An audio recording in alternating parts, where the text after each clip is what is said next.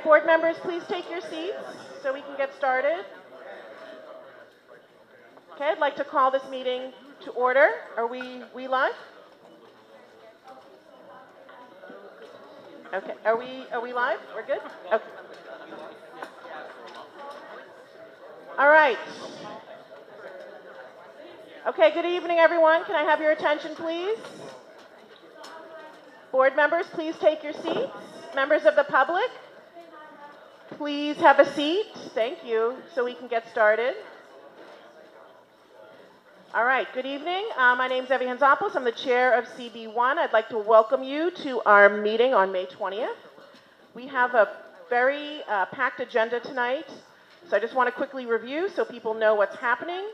We are starting off with a public hearing item. Ma'am? Thank you. We're going to start with a public hearing item regarding ECOS rezoning for senior living facility at 32-07 31st Street. Then we are going to have, and also after the presentation and board questions, members of the public will be able to speak for or against. Then we're going to have public hearing item number 2 regarding the Long Island City Neighborhood Plan rezoning, or 1LIC. After the presentation, we will have questions from the board and also any public testimony. We will not be voting on that tonight. That will happen at the June meeting, but we will be voting on the ECOS rezoning tonight. Then we have our public session, where members of the public can speak about any issue or concern that they may have in the community.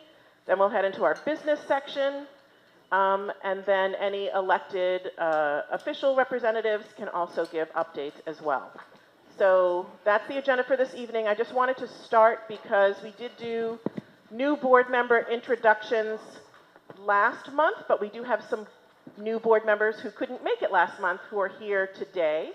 So if you could introduce yourself, just your name, tell us a little bit about yourself, because you weren't at the last meeting. My name is Plenia Sarkezi. I am a business owner here in Astoria.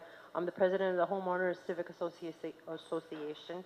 I have 3 children. I grew up in Westchester, but I've been in Astoria now for about 26 years. Married. Great. Welcome. Is there anyone else who's new to the board that didn't get to introduce themselves last time? Okay. All right.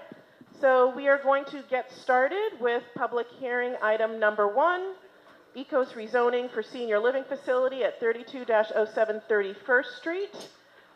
This is submitted on behalf of NYCHPD, HANAC, and Mega Development, proposing zoning changes and other actions affecting all or portions of 20 tax lots on 31st Street, south of Broadway in Astoria. So you can look on your agenda to see all the actions that would take place. And so I'm going to hand it over to the applicants to do their presentation. Thank you.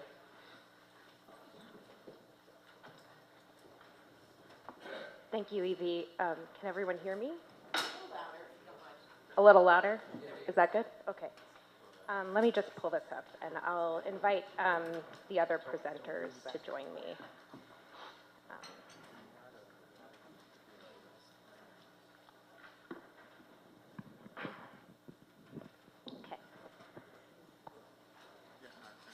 Okay. Do you want to come up after? Okay.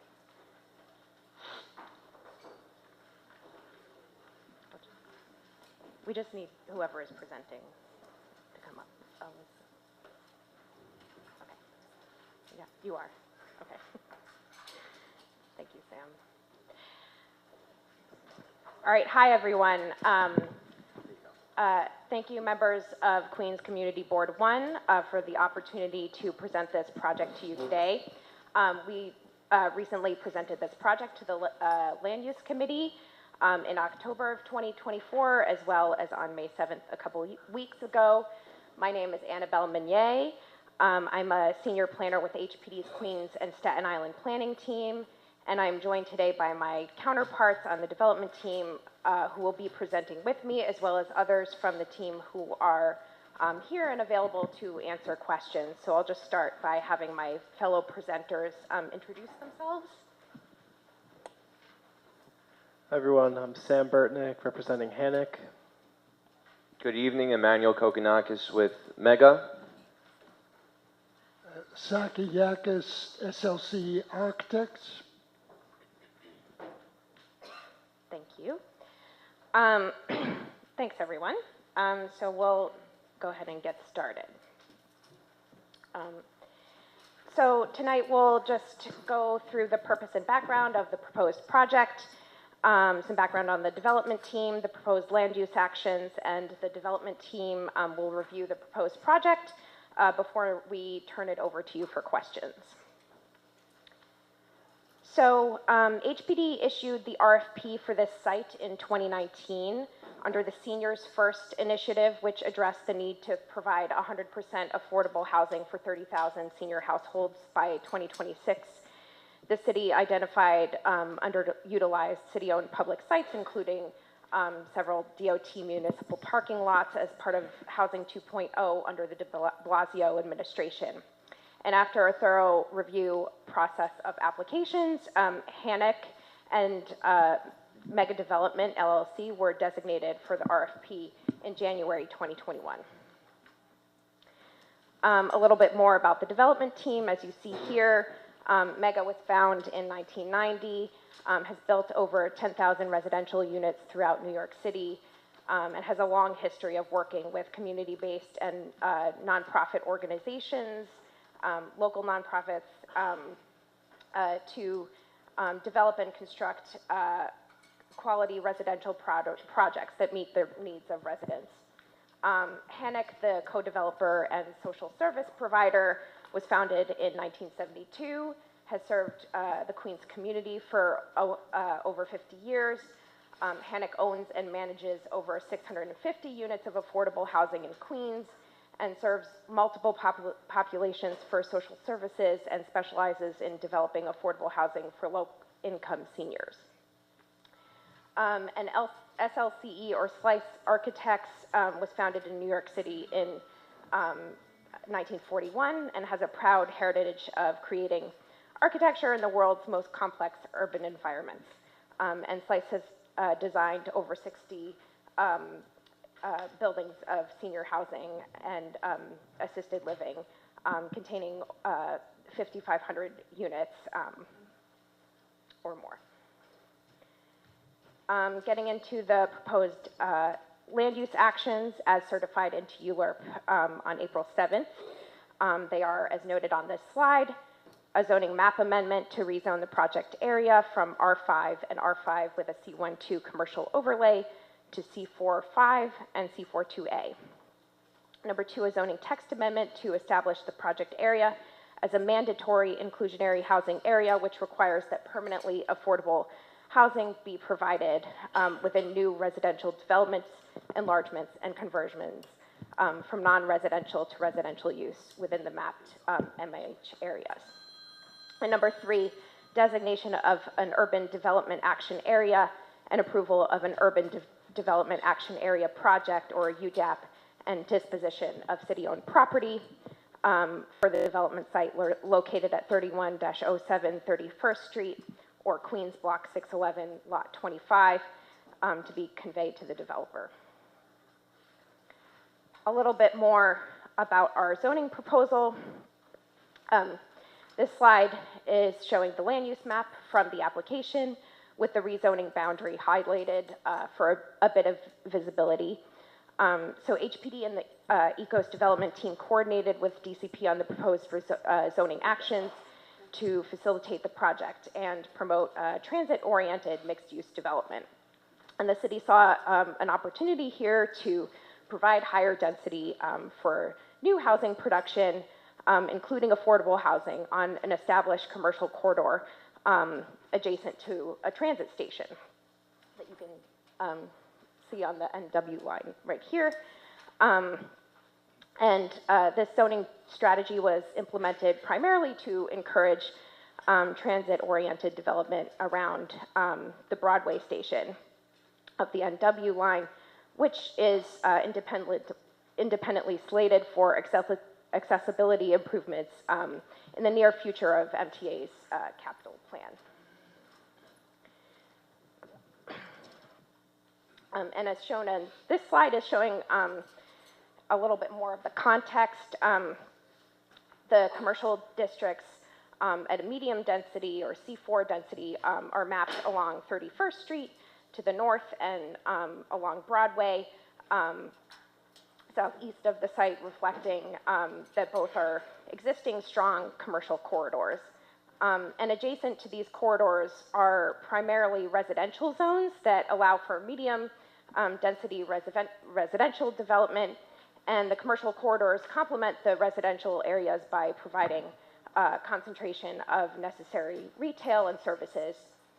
So the proposed C45 zoning district would really just be pulled down over the transit station and would enhance the 31st Street corridor with a consistent application of the same bulk regulations on both sides, encouraging transit-oriented mixed-use development.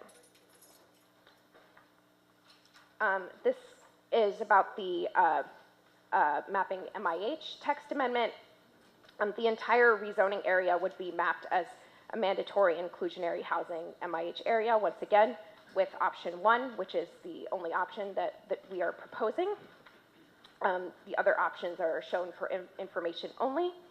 And with MIH option 1, any future development within the rezoning area would need to provide a minimum of 25% of the residential floor area as permanently affordable housing at an average of 60% of AMI, with at least 10% at 40% AMI.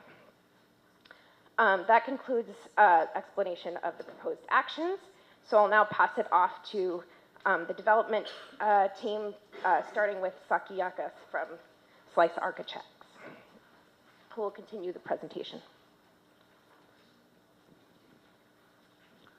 Good evening.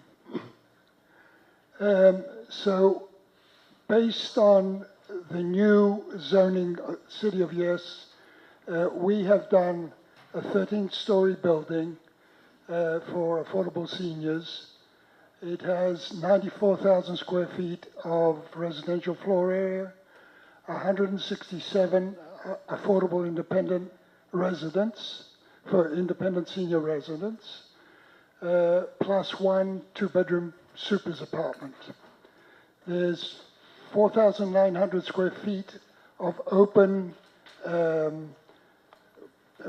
landscape passive recreation space at the rear of the building, which has a width of about 30 feet and goes most of the length of the building.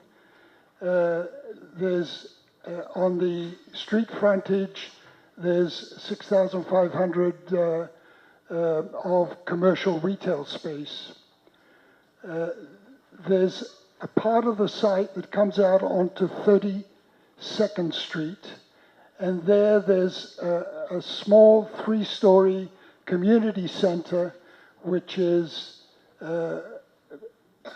interconnected with a corridor to the main building. The community center has 6,700 square feet in a 3-story building. It has been designed set back 15 feet from the street, so it aligns with the existing townhouses along 32nd Street.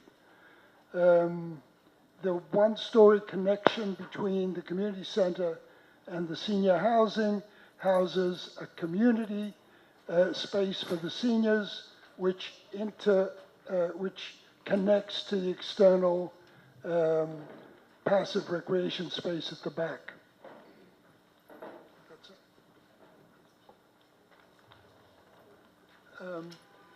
ECOS will incorporate Enterprise Green Community certification. It'll have solar panels on the roof. The whole building will be electric technology, electric cooling, domestic hot water, and all the kitchen equipment will be electric.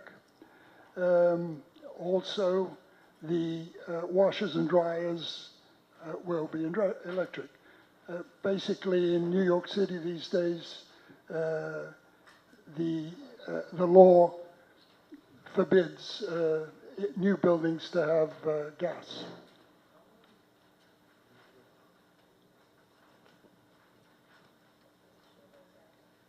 Thank you. Good evening, everyone. Our Eco Senior Living will consist of 167 apartments. 132 of these units will be studios, and another 35 units will be one-bedroom apartments. Additionally, there will be a two-bedroom superintendent's unit. All apartments will be affordable to seniors earning 50% of the area median income. And no tenant will pay more than 30% of their income towards rent due to each unit accepting Section 8 vouchers. Additionally, 30% of the units will be formerly homeless senior households, and HANIC has extensive experience serving formerly homeless individuals through its work with the SARA program. Preference will be given to Astoria residents for 20% of the units and civil servants for an additional 5% of the units. These units will be available to the public using the HPD's Housing Connect website. Our project is desperately needed because more than 60% of seniors in Queens are rent burdened. And there's a rapidly growing senior population in Astoria that needs to be housed. Currently, Queens Community District 1 has a vacancy rate of less than 1%, and this is even lower than New York City's vacancy rate of 1.4%.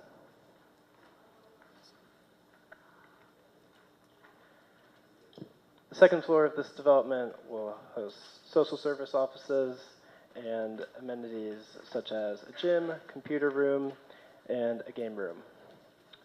The social services will include workforce development, health and wellness programs, transportation services, and arts and educational workshops. Additional services will be provided for formerly homeless seniors utilizing funding through HRA SARA.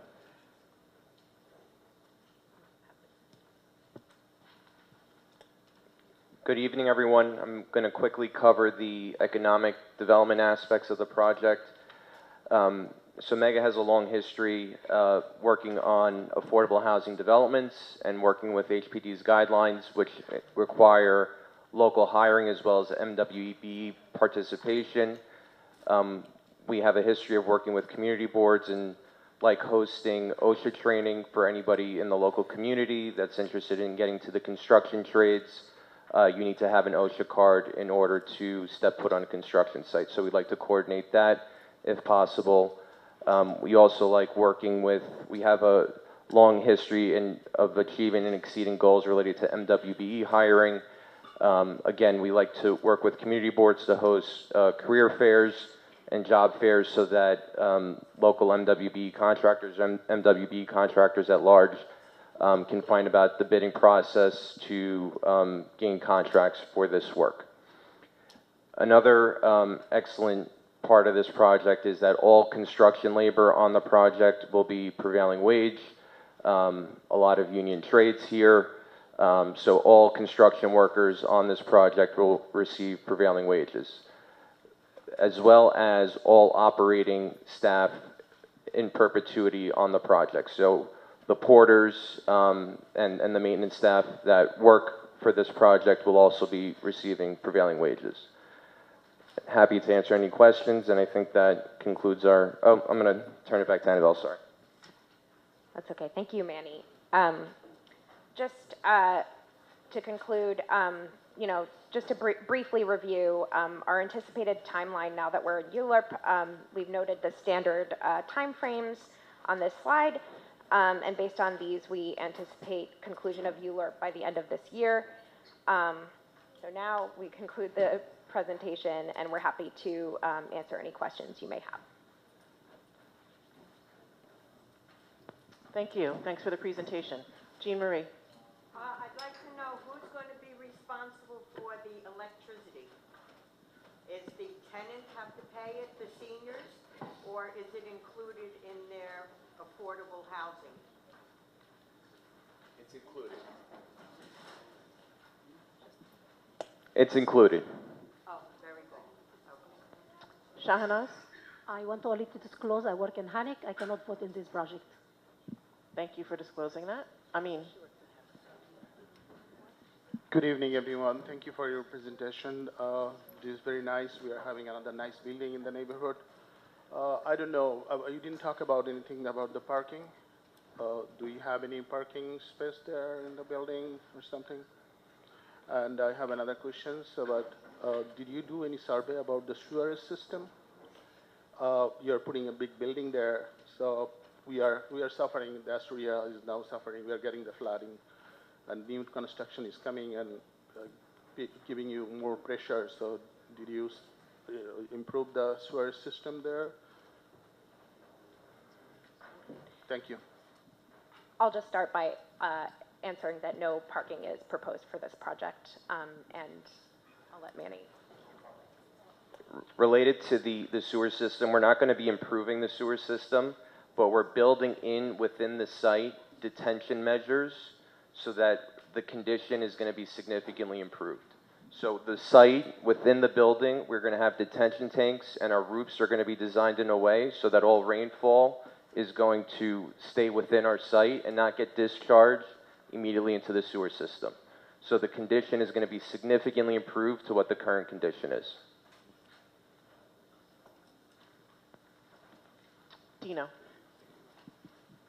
Thanks for the presentation. Just one quick question. So I heard that there was mention that we can't any longer build buildings with gas, so this building is going to be all electric. Being that this is a senior living facility, what are the kind of measures if the building goes out or power goes out, load on the electrical grid? What studies have been done specific to that? So we're going to have an emergency generator at the site. There's areas of refuge for the seniors. So this is all baked into the design. And the generator is fuel operated. So it's not an electric generator. Most likely diesel. Yeah.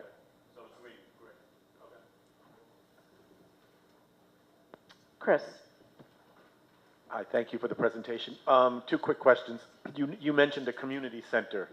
Is that a community center for the older adults who will be living in the building, or is it for the neighborhood in general for all folks to use?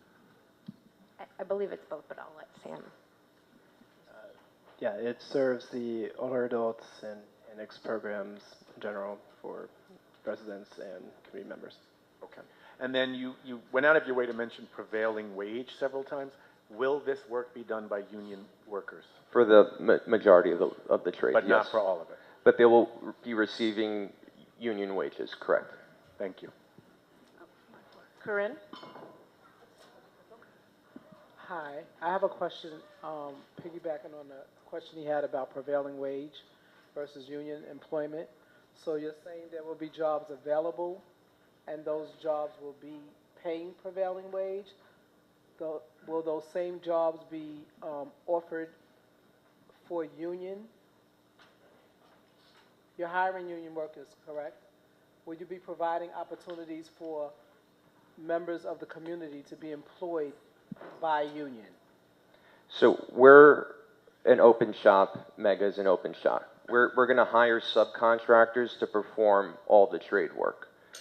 For new hires, we're going to funnel our subcontractors through the Hire NYC process. So we work with two organizations. It's Hire NYC and Building Skills that does training for local residents that are interested in joining the trades.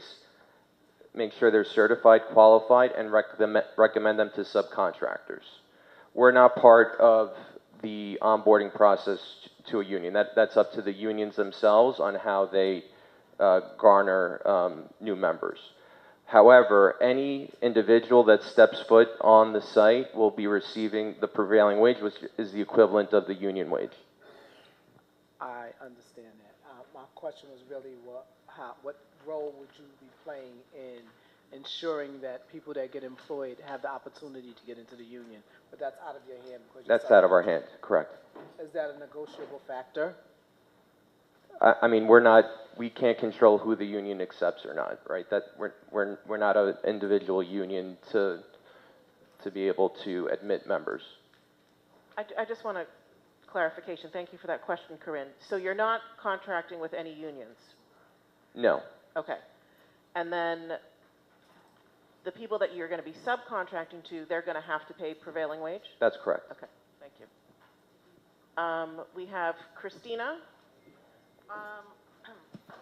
I guess on that note, to my understanding, when there's a Section 8 project and that's a HUD project, isn't there a Section 3 protocol where there's also recruitment of Section 3 workers within the neighborhood?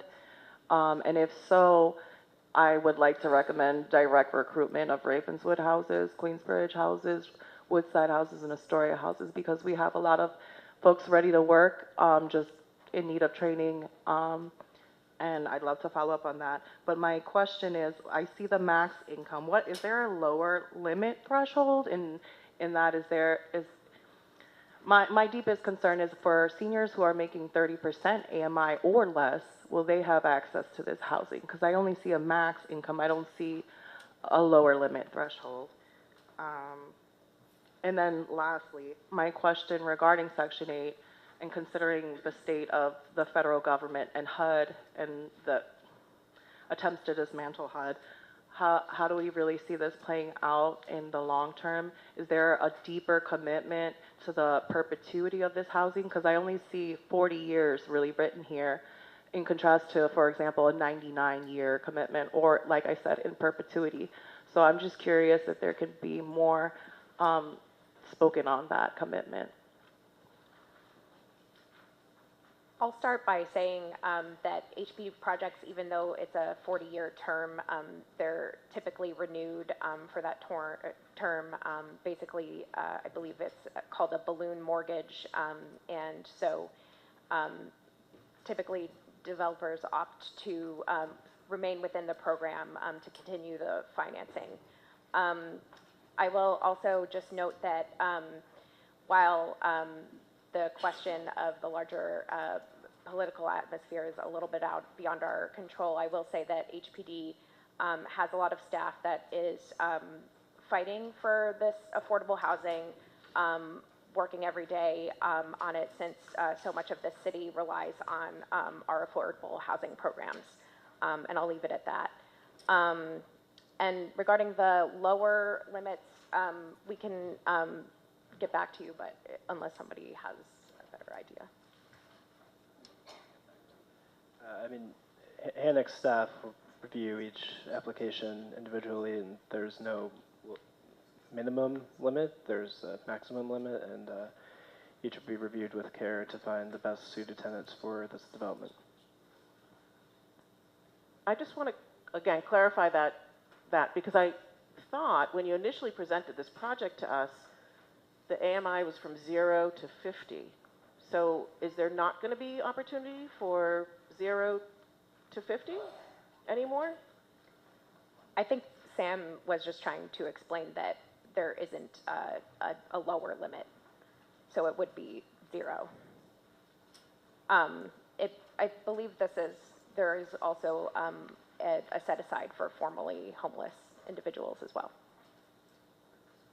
Okay, I had other people with their hands up. Phyllis? I understand the roof water retention, but right now there's a parking lot there, so there's no bathrooms, dishwashers, washer dryers. How are you going to be able to handle that water now coming in or going out? So it's roof detention as well as site detention. So, I mean, this site is going to go what's called a SWIP approval process through DEP to ensure that we're not an additional burden on the sewer system. Richard? Yeah, 2 questions. Number 1, will there be any medical facilities on site, being a senior facility? And also, will there be a bay for ambulances, make sure that there's access for emergency services if they're needed? And the other question is, it's come up in conversation too about the zoning will also be upzoning the supermarket site across 31st Street. So could you confirm that, and how many stories it's going up, and whether there's any issues with that? Sure. I'll just start with the zoning aspect. As we explained earlier, this rezoning proposal does go across the street. We have provided an analysis of the current former Rite Aid site, I think it's maybe a food town now, that it can go up to the same height and FAR available, and would result, if redeveloped, would result in a building that could produce over 100 dwelling units, but with MIH, at least 25% of those would have to be affordable. And then to answer your other questions. So we do have ground floor retail, and I think our target use there ideally is medical. I think that's our best tenant for our ground floor retail. So that's going to be the goal. Not community facility? We have community facility facing 32nd Street, so that's a 3-story dedicated community facility building. For our ground floor retail, we hope to attract a medical user. If you made that community facility, wouldn't you much more be assured to get something like medical in there? If you have retail, there are no guardrails to keep that from happening. That is true. I think we do need to give ourselves some level of flexibility. We do have a community facility component built into the project. 31st Street, as we all know, is a very vibrant retail corridor. So we want to be able to keep our options open to afford the financing to develop the space. If we do limit it, it'll limit the potential tenant uses. And I think we did the project right up the block, the Astoria Central building. And I think what our goal is always to have, if it's not necessarily a community facility, it's community complementary retail uses. So we have physical therapy, dental offices, daycare, fitness concepts up the block there. So we like to do community complementary retail to the best we can. Kathleen. Yes, since this is going to be primarily going to be senior housing, you talked a little bit about the services that are there for the previously unhoused seniors, so I'm interested in that. And also, do you have, since it is HANAC and you've worked with the senior population before, how do you plan to deal with people when they can no longer live independently? HANAC has experienced staff handling formerly homeless individuals. We have multiple different projects. We've utilized this same SARA program that provides funding and training for our staff. And when they're no longer to live independently, HANAC staff will assess the best living options for them, be it in a HANAC facility or in a different facility that is trusted to give them the care that they deserve. Christina? I'm glad Richard asked that question. I guess I have a clarifying question that I completely forgot that the lot across the street from that used to be the Rite Aid lot, or now the Food Town lot, that's public municipal parking? Okay, no. Okay. Because I don't know what that lot has to do with the senior housing building. I feel like that's just being slipped under. So I just don't understand that. Because I think considering this is taking away so much parking, to open up the lot across the street for parking or for a public green space could balance out this giant building that will be taking away sunlight and air from surrounding residents. Is there any proposal for, or is there any ability to not have that included? I don't know. That was a clarifying question. To clarify, the site is included because it's part of the rezoning proposal, which is, there are 3 different land use actions.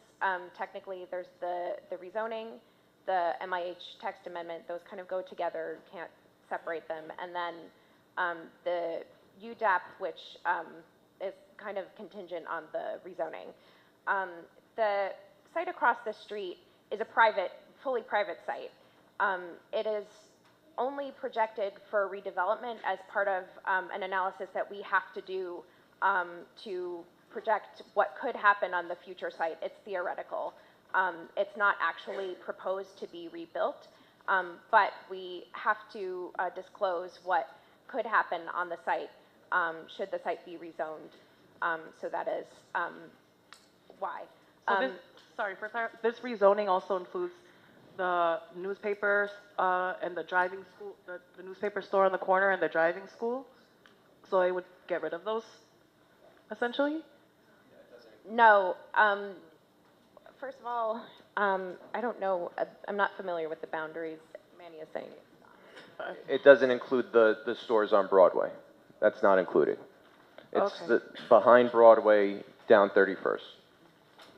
But to clarify, this wouldn't get rid of anything except for the proposed parking lot where that would be rebuilt for the affordable housing. Everything it's privately owned land. It's up to the developers or the owners of those sites if they want to rebuild.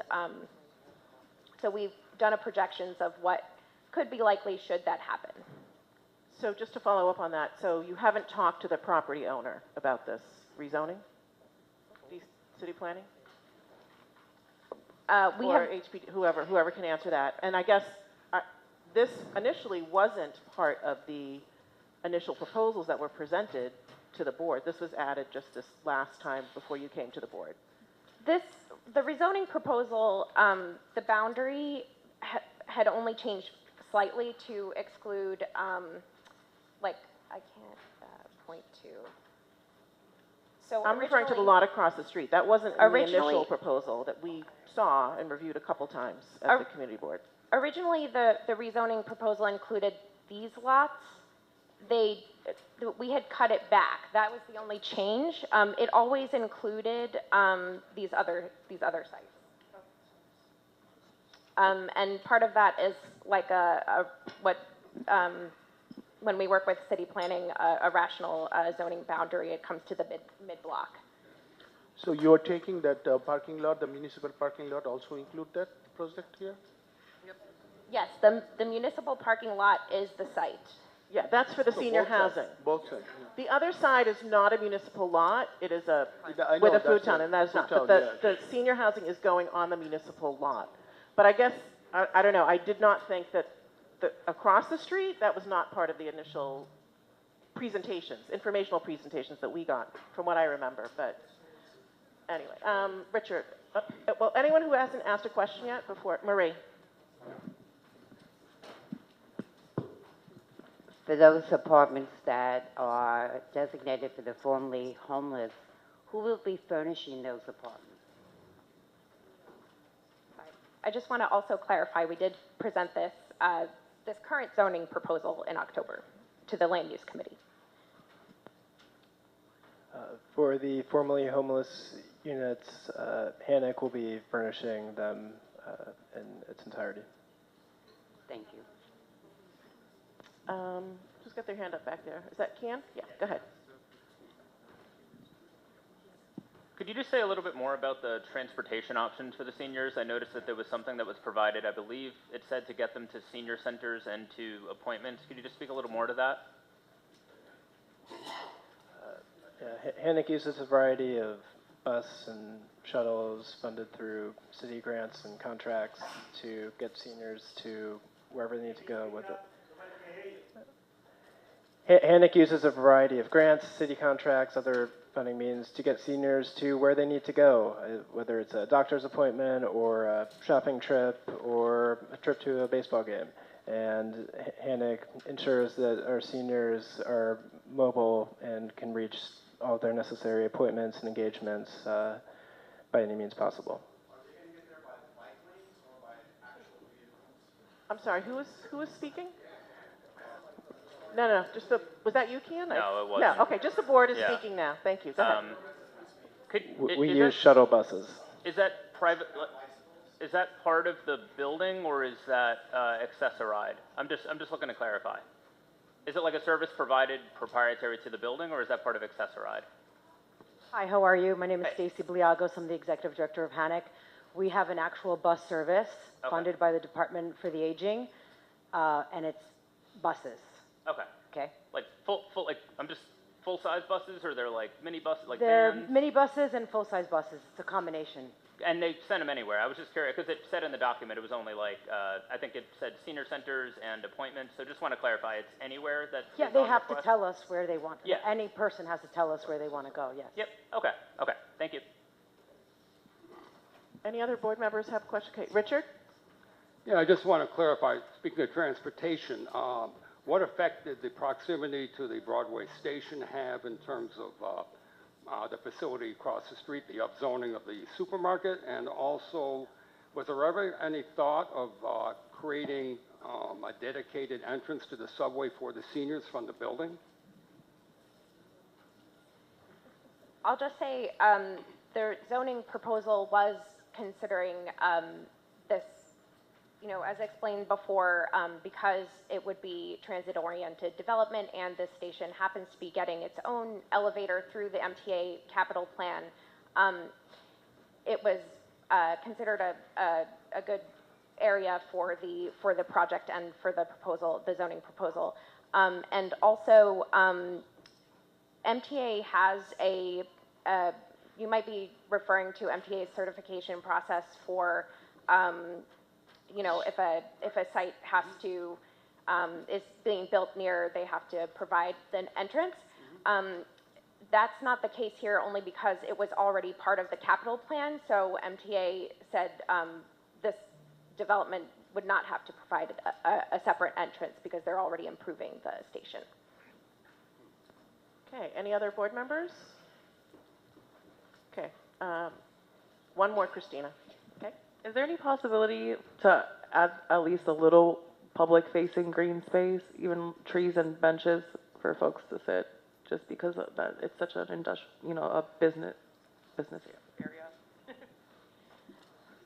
There is no public space proposed as part of this project. There will be open space in the project available to the residents, but I'll let Mega speak a little bit to that.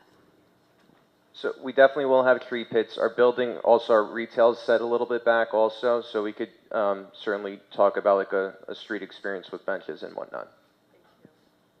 I just want to follow up on that because I know during our committee meetings we've asked about making that open space publicly accessible. This is public land.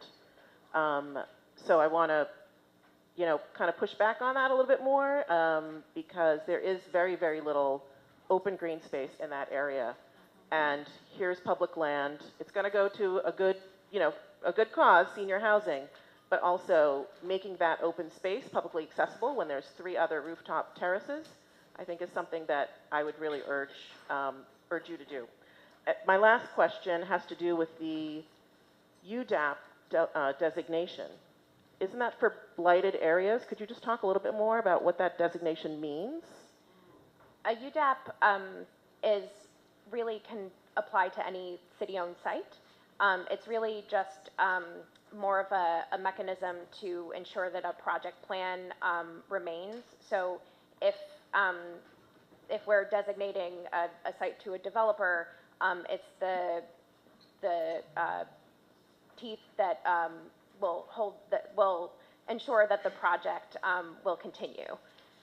So that's what does that mean? Basically, you mean like a tax break or something? What does that mean? Correct. So the developer would be receiving a tax break for a tax incentive to be able to build the affordable housing, to finance the affordable housing. And so it's all part of a plan that ensures that the city-owned lot will, you know, have the plan as approved publicly, so it ensures like the designated public use for the site. Thank you. Last call, board members. Okay, since this is a public hearing item, if there's anyone here in the public who wants to speak about this project, for, against, in between, any concern, you can step up to the podium. You have 2 minutes. Chris is going to time, so when your time is up, we ask that you step away from the mic, because we want to keep the meeting going. Please state your name, and you have 2 minutes. Good evening. My name is Amanda Bruton, and I have lived on 32nd Street between Broadway and 34th Avenue for nearly 7 years. However, I've been a resident of Astoria since 2001. I'm going to keep this short because I brought my kindergartner out on a school night. Hi, honey. Mom is going to talk, all right? And then you can say something. We're here on a school night. I hope that drives home for you how important it is for me to speak. So we have a housing affordability crisis in this city. That's no surprise to anybody. I am in favor of buildings that are 100% affordable units. I am in favor of affordable senior housing. I am not in favor of putting a high-rise in the middle of a residential neighborhood that is overwhelmingly 3 to 4 story buildings and rezoning 2 additional lots for up to 15 stories of market rate housing and only the minimum required affordable units. That is unethical. Not only is this plan wildly inconsistent with the neighborhood, the fact that the rezoning would include 2 more lots that would be market rate is disingenuous and manipulative. If the city and the developers were truly committed to community solutions, they would build 2 smaller buildings on either side of 31st Street with 100% affordable units. And I understand that this plan is built on the premise that this is a blighted area, but that's a joke, because if you've looked around, there's an Orange Theory, there's a bougie coffee shop, and a fancy French bakery all within a 3-block radius. We can create housing in this neighborhood that is affordable and sustainable and do it in a way that doesn't counter that work. Luxury housing counters that work. Also, 13 is an unlucky number. You know what a lucky number is? 5. Thank you and good night. Okay, all right. Please hold your applause. Please hold your applause so we can keep going. All right, state your name, please.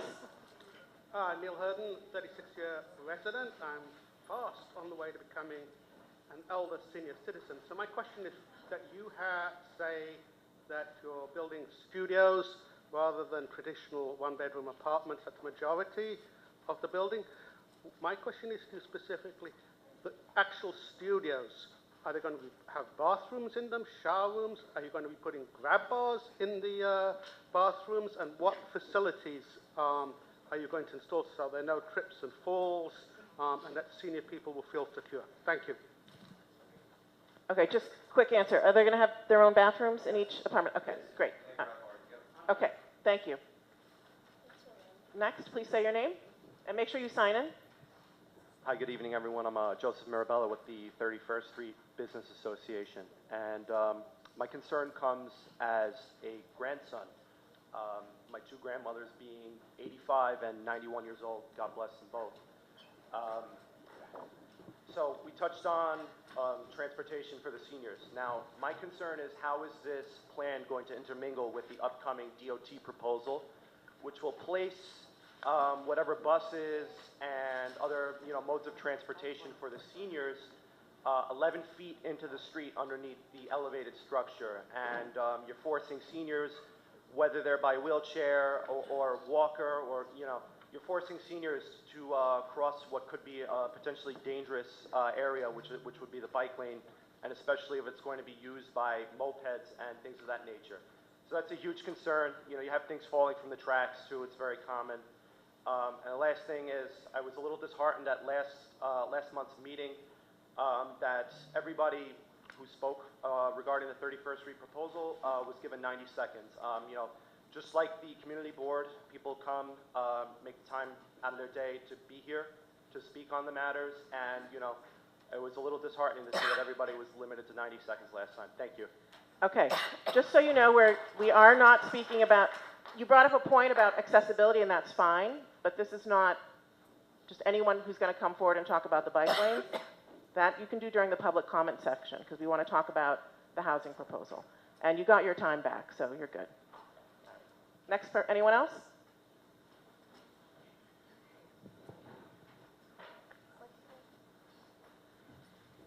Hi, my name is Ethan Chan. You can step out from behind the podium.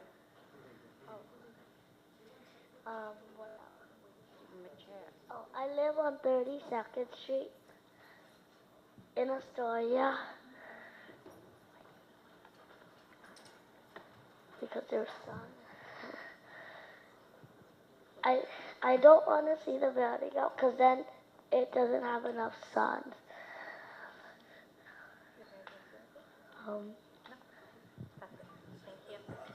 Okay, thank you. All right, please hold your applause. Next, anyone else want to speak about this project, for or against, or just any concerns, or Anything you want to say? Yep, please say your name, 2 minutes. Yes, my name is Bill Mijas. I am one of the 8 homeowners behind the parking lot. And about 3 years ago, Panic sent us a letter regarding the property. No one has come forward to us to tell us how it's going to address the safety of our properties or what the plan is for during the construction. Obviously, we all have backyards up against that parking lot. We're going to likely lose, all ability to use our backyards because it's going to become a horrible site with all the construction going on. So no one has really come to us, those 8 houses, to tell us what the plan is. How are you going to protect our properties? How are you going to deal with rat situations and excavations? How are you going to, what are you going to do to make sure that our properties and our lives are not disrupted by this project? Thank you. So who would be the person? Let's just say this goes through. Who would be who's like? I know Mega's doing the construction. Hanak is doing the housing piece and obviously running the. But who would be the person? Would it be city planning? Would it be Mega? It would be Mega and Hanek that are the development partners here, and happy to be in touch as far as when we're closer to construction, the measures that we're going to take. Well, the question is, why weren't you in touch all of this time to tell us? And you gave us a letter 3 years ago, and then you just cut off all communication. Okay. We're happy to open communication. If there was any outreach on your side, any questions that you had, we're happy to discuss them. And we could discuss them. Many of us contacted you, many of us, but you were never responded. All right. One person left, and they said, oh, we've given it to someone else. It's never happened. We will certainly ensure the safety of your property and make sure that any damage, God forbid, during construction is taken care of. We don't expect that at all, but we ensure to keep your property safe and have experience doing so. Could you maybe share your information after? Yeah. I want to make sure we have. There will be no use of your property. Although you've said that you will be coming into our property as part of the letter to take certain protections. We will happy to discuss it offline. We'll have to be in touch. Thank you. Okay, thank you. Thank you. But hopefully you can connect after the meeting, okay? Anyone else? Good evening. My name is Vito Di Gregorio. I was a union electrician for 40 years. Your proposal of electricity will knock out our grid. Con Ed has already informed me that we will have electrical outages this year. The grid cannot handle this. And to put up a 13-story building and block everything. I am 3rd generation there. My grandparents came from Italy in 1928. And that house has been in the family.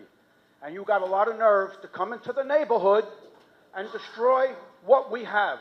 Please leave us alone and go build it somewhere else. Please hold your applause. Please hold your applause. All right, anyone else? Last call? Oh, one more, okay. Hello, my name is Jose Polino. I've been in Astoria since 1973. I'm new to these meetings, but I'd just like to say that the residents here of Astoria need a little more than 2 minutes to make their cases. I think we're zipping by, and they could use a little more time to voice their concerns. Thank you. You can always submit written testimony as well. We can't stay in this space till midnight, so we do have to keep constraints, and it's 2 minutes. I understand the concerns, but it's not the same as having a live meeting, and I just would ask that you consider giving the residents most affected a little more time. You can follow up, and you can also talk to your council member as well. But yes, thank you. All right, anyone else? Okay, I'm going to close that item. Thank you so much. Thanks for the presentation. Thanks for answering the questions. And we are going to move on to public item number 2, which is the Long Island City Neighborhood Plan rezoning. So for this portion, this is a DCP proposing zoning changes for the area adjacent to Dutch Kill Subdistrict of the Special Long Island City Mixed Use District in both Community Boards 1 and 2, and adjacent to Queensbridge houses. So for this portion of the meeting, I'm going to actually hand it over to Amy. I'm going to recuse myself from this portion because I am on the board of the Western Queens Community Land Trust. We have an interest in the DOE building, which is part of this rezoning. So just to, to err on the side of caution, to avoid, even though there's no financial benefit, I'm going to hand it over to Amy to chair the meeting for this next portion. Hi all, is DCP ready? So again, as a reminder, this is not going to be taken up as a vote this evening. The DCP team will be making a presentation. I understand that there will also be a public meeting on May 20, tomorrow, over at, I forget what, LaGuardia Community College. So more opportunities to voice your comments and concerns there tomorrow night from 6:30, I think 6 or 6:30. Yeah. Okay, are we ready? Thank you. DCP is ready, thank you. Colin? Hi, good evening, everybody. Thanks for joining us today. My name is Colin Ryan. I'm the liaison from the Department of City Planning to Community Board 1 here in Queens. So we're really excited to share the 1 LIC neighborhood plan with you all, which was certified on April 21st, and we are now in that public review process. And over the course of many months, my team and I have heard your initial concerns about this plan, and tonight I'll be presenting to the proposal as an introduction to the full board for its review. The neighborhood plan calls for land use actions within Community Districts 1 and 2, and this presentation will focus on the actions that impact District 1, but I'm happy to discuss more of the proposal after we run through the presentation. The city is proposing a series of land use actions across a 54-block area in Western Queens to support and facilitate the implementation of goals and objectives of 1 LIC, a neighborhood plan that is the subject of a community planning process to help define and implement a long-term vision for Long Island City. The plan's goals and strategies respond to the city's housing needs and capture the opportunities of this unique, transit-rich, and culturally vibrant neighborhood. The plan's goals also represent the specific feedback and comments we've gathered from community members, local organizations, and stakeholders, including our elected officials, during an 18-month public engagement period. Approval of the 1 LIC plan would mean adding more homes in the area, including more affordable homes. It would create more opportunities for jobs across existing and growing industries, and it would bring improvements to public spaces and the necessary infrastructure investments to support a successful, thriving, resilient, mixed-use neighborhood. As proposed, 1 LIC is projected to create close to 14,700 new homes, of which approximately 4,300 would be permanently income restricted and rent regulated. The plan would also create nearly 3.5 million square feet of commercial and industrial space and community facility floor area, and permitting this space would support approximately 14,400 new jobs. All of this is developed in an area that has numerous transit options that provide access to essential services and employment opportunities. So here's an outline. I'll be starting with an overview of the proposed actions and introduce the project area. Then we'll go over the neighborhood context and existing conditions, and then we'll share a summary of our engagement efforts, and then dive into the details of the proposal. Through the Long Island City Draft Neighborhood Plan, the city is seeking the following land use actions: to encourage housing growth while requiring permanently affordable housing served by public transit, enlivening corridors with active ground floor uses and streetscape improvements, and incentivizing job growth in the neighborhood. We are proposing zoning map and zoning text amendment in Community District 1, covering 4 full blocks and 2 partial blocks north of the Queensboro Bridge. In order to create a holistic neighborhood plan, we took a broader look at the neighborhood to analyze trends and explore investment needs. This area is referred to as the context area and is outlined here in the dotted black line. In the solid black line is the project area, which is the subject to the proposed land use actions. LIC's waterfront location made it a prime destination for industrial businesses in the early 20th century, but by 1950s, LIC had become a manufacturing powerhouse. And by the 1970s, the neighborhood began to experience widespread vacancies in its industrial buildings, leading to job losses and a shrinking residential population. Today, you'll notice new development beginning to rise, while much of the surrounding area retains its original manufacturing scale. The neighborhood's close proximity to Manhattan and transit access has attracted many new residents. In the early 90s, the Department of City Planning identified central Long Island City as a growth area with significant potential for office, retail, and residential development, and the CPC adopted the Long Island City Framework for Development in 1995. Oh, sure. Oh, no worries, yeah. Oh, yeah. A few years later, the Northern Hunters Point Waterfront Access Plan was adopted in 1997, marking the first of its kind in the city. In 2001, the Special Long Island City rezoning and the 2008 Dutch Kills Subdistrict rezoning further implemented the 1995 plan. In 2006, to strengthen the city's industrial areas, an Industrial Business Zone, or IBZ designation, was applied to portions of the neighborhood. Over the past decade, the neighborhood has been subject of several developer and city-led planning processes, all of which were withdrawn prior to public review. Now moving over to existing conditions. The one LIC product area outlined in the dashed black, or the dashed black line, is primarily industrial, which is indicated by the purple on the map. There are a mix of residential and commercial uses around the periphery of the product area. Within the portions of Community District 1, the predominant use is industrial or vacant land, while the surrounding context area is home to a wider mix of uses. This includes the Queensbridge Houses, a medium-density public housing campus. Long Island City features some of the highest levels of transit accessibility in Queens. The wider context area is served by 8 subway lines, 15 bus lines, 2 Long Island Railroad stations, ferry service, and nearly 20 miles of bike lanes. The LIC context area is home to large waterfront open spaces like Queensbridge Park and Gantry Plaza State Park, while Murray Playground, small triangles, and pocket parks serve the inland area. Given the area's industrial legacy, there are few parks within this project area, but Gordon Triangle and the 12th Street Plaza are well used by the community, and the LIC Waterfront Pier serves as the only waterfront public access point to the East River. The project area is broken down by 4 distinct sub-areas: the waterfront, corridors, the LIC core in Queens Plaza, and the industrial sub-area. Today we'll focus on 2 sub-areas that are within Community District 1. The industrial sub-area includes all areas within the LIC IBZ and primarily feature industrial buildings. The LIC core in Queens Plaza sub-area is adjacent to high-density development within Court Square. Long Island City's context area has seen a significant increase in residential development and an almost 100% population increase to go with it. Recent development has concentrated around Court Square and Hunters Point South, including this mixed-use building pictured here, which is located on Crescent Street and 42nd Road.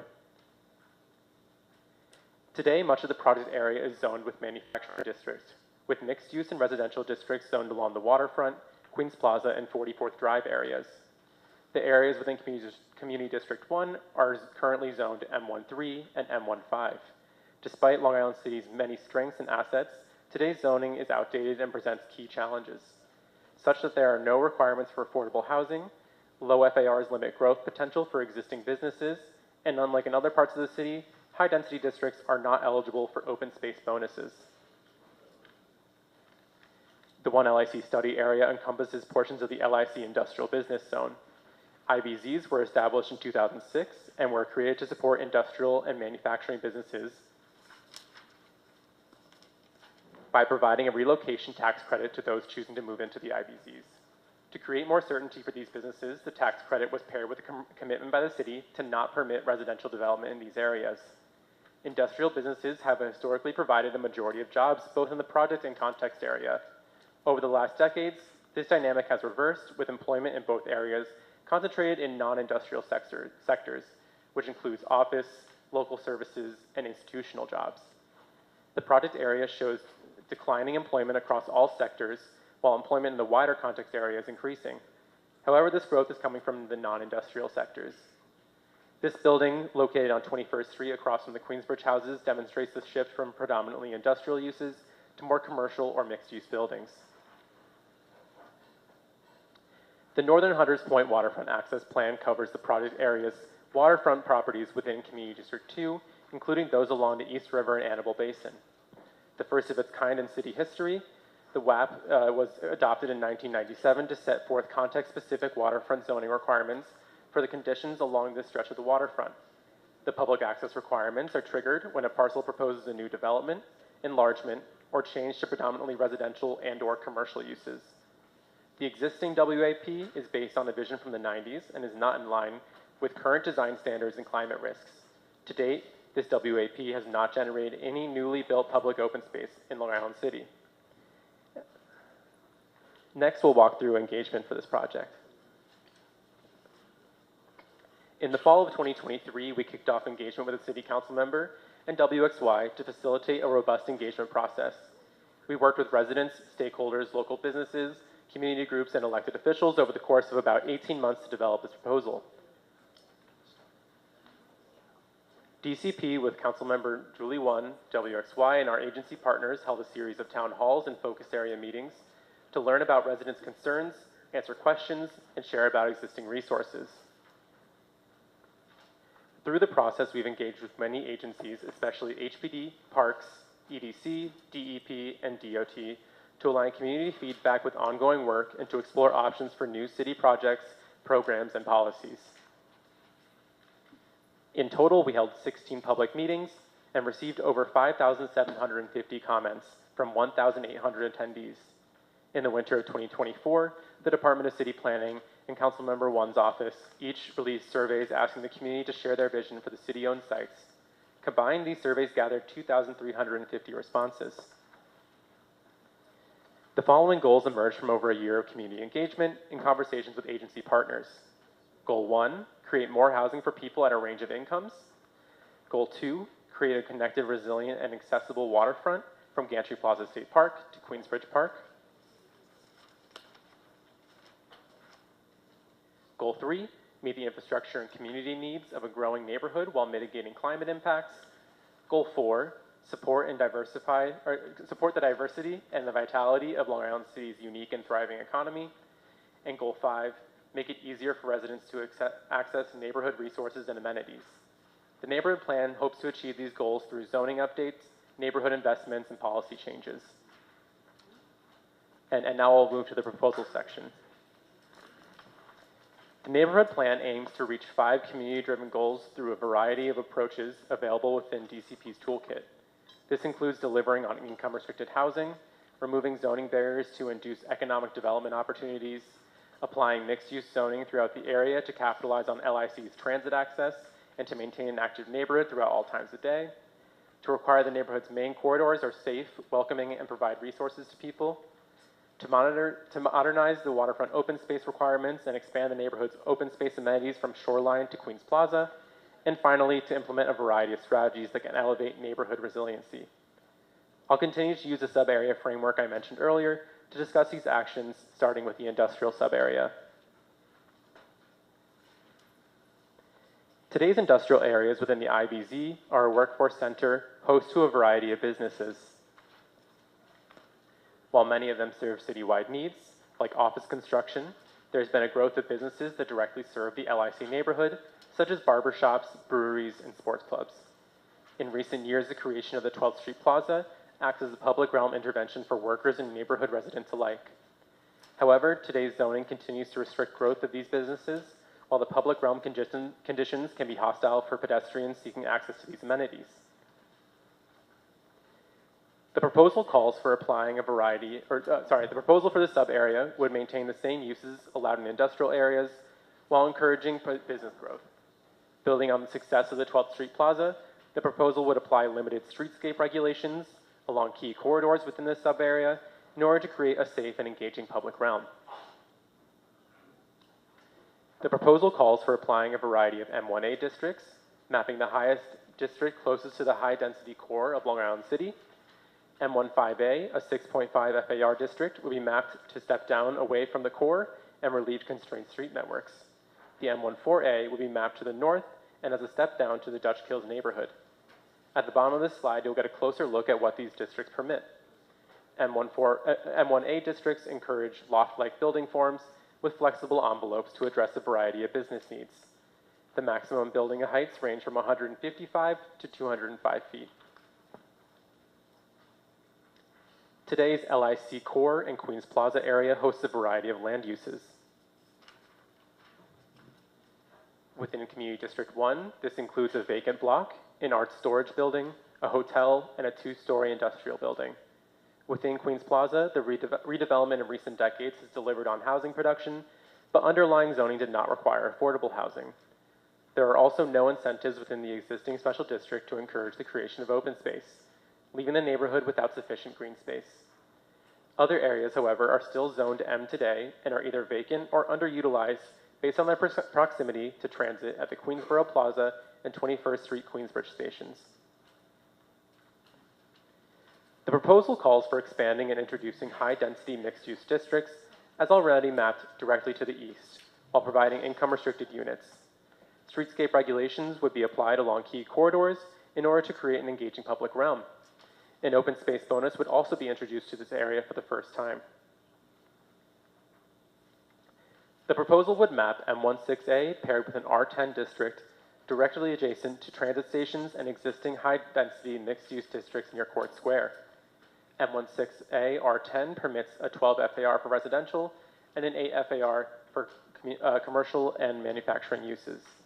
This district would have a maximum base height of 155 feet before setting back and imposing a height limit of 750 feet to address concerns of shadows on the adjacent Queensbridge houses to the west. As mentioned before, LIC's open space network is very limited, particularly within the core. As part of the special district, sites larger than 25,000 square feet within this sub-area would be permitted to seek an authorization for a floor area bonus in exchange for providing publicly accessible open space. Proposals would require an application process that includes further environmental review. Now I'll move away from the sub-area framework and discuss portions of the proposal affecting the broader project area. Through engagement and close coordination with the School Construction Authority, we've learned that there is a strong need for schools in this area, while finding appropriate sites to host them can be challenging. The limited number of public sites in the study area also requires the city to look towards private land to meet neighborhood school needs. In order to ease school siting, the special district would create an exemption for floor area used for schools up to 150,000 square feet. This exemption would apply across the entire project area. And to accommodate bulk relief, the special district would also include an authorization for height up to a maximum of 30 feet. The proposed actions also call for a zoning text amendment pursuant to Appendix F to map MIH to portions of the project area in Community District 1, shown here in orange. This would result in approximately 4,000 permanently income-restricted units in the entire project area. There are also site-based proposals within the related actions. While there is a lack of public-owned land within the Community District 1 portion of this proposal, we wanted to share these site-based proposals with you as we find them critical to advancing the goals of this neighborhood plan.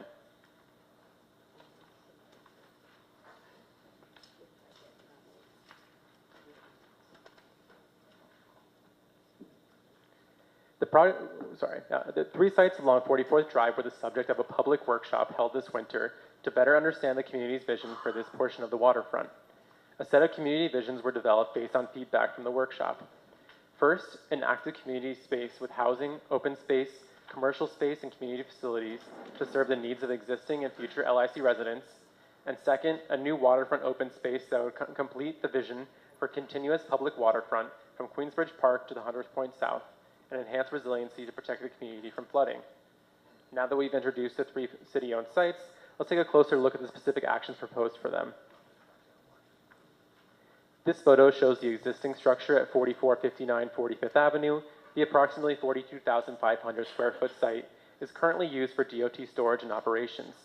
This site is the subject of a UDAP action. To meet the plan's goals of creating more housing for people at a range of income levels, co-applicants HPD is seeking a UDAA designation, UDAP project approval, and disposition of city-owned property to facilitate the development of approximately 320 new income-restricted housing units with potential space for new community facility that could include an educational component and/or a retail space. With co-applicants DCAS, we are seeking disposition of the city-owned property at 4436 Vernon Boulevard and 499 44th Drive. These properties are currently occupied by DOE offices that support their citywide operations in an adjoining parking area. Community interest in the transformation of these sites has led to this proposed action. Approval of this action would give the city the ability to redevelop the site with community-serving uses expressed by the public during our engagement process. Earlier this month, EDC issued an RFI, or Request for Information. The RFI will allow respondents to share their concepts to convert all or a portion of the building to other commercial, light industrial, retail, and/or community-serving uses. The lots under the ramps to the Ed Koch Queensboro Bridge are also subject to disposition approval at Block 428, lots 12, 13, and 16, and Blocks 429, lots 13, 15, and 29. This disposition action is necessary for the city to enter into any future agreements with private entities on the adjoining privately owned sites. There are no known projects at this time, but this action would allow the city to maintain control over what development rights are conveyed for the greater need of the city. Project development would occur through a future RFP process where detailed programmatic requirements such as open space would be outlined in a request for proposals, or an RFP. A major waterfront property includes the Con Edison Learning Center facility, which fronts along East River and is located about 600 feet south of the Queensboro Bridge.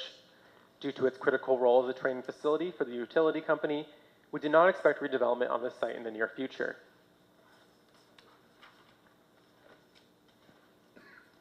Regardless, the neighborhood plans to strive to reach one of its leading goals to connect the East River waterfront from Gantry Plaza State Park to Queensbridge Park. As co-applicants, DCAS and EDC are seeking acquisition and site selection of part of Block 488, Lot 114, which aligns with the nearly 900-foot-long waterfront portions of the Con Edison property. Approval of this action would grant the city the ability to acquire the waterfront portion of this lot in the future, facilitating the continuous connection along the shoreline. And now we'll walk through, we'll finally summarize with the findings of the environmental analysis. As part of this application, a draft environmental impact statement, or DEIS, was prepared. DCP, acting on behalf of the CPC as lead agency, issued a notice of completion of a DEIS on April 18th, 2025. Where the DEIS does not identify significant adverse impacts, technical areas have been grayed out. Significant adverse impacts are identified for the categories shown here in green to the right. Mitigation measures are identified in the DEIS and will be further refined for the final environmental impact statement, or the FEIS.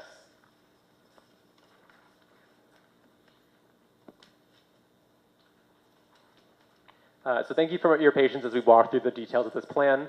One LIC is an opportunity to re-envision the Long Island City neighborhood from a former industrial hub into a livable mixed-use and inclusive community.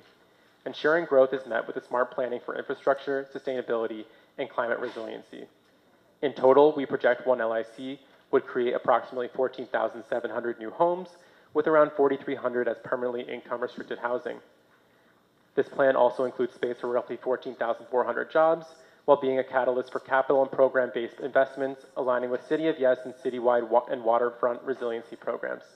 And with that, I'm happy to take any of your questions. I'm also joined by two of my colleagues here from the Queen's office, Hae Kyung Yang and Lin Zhang. So thank you for your time. Thank you, Colin. We'll open the floor to board members first with questions and comments. Dino? Thanks, Colin.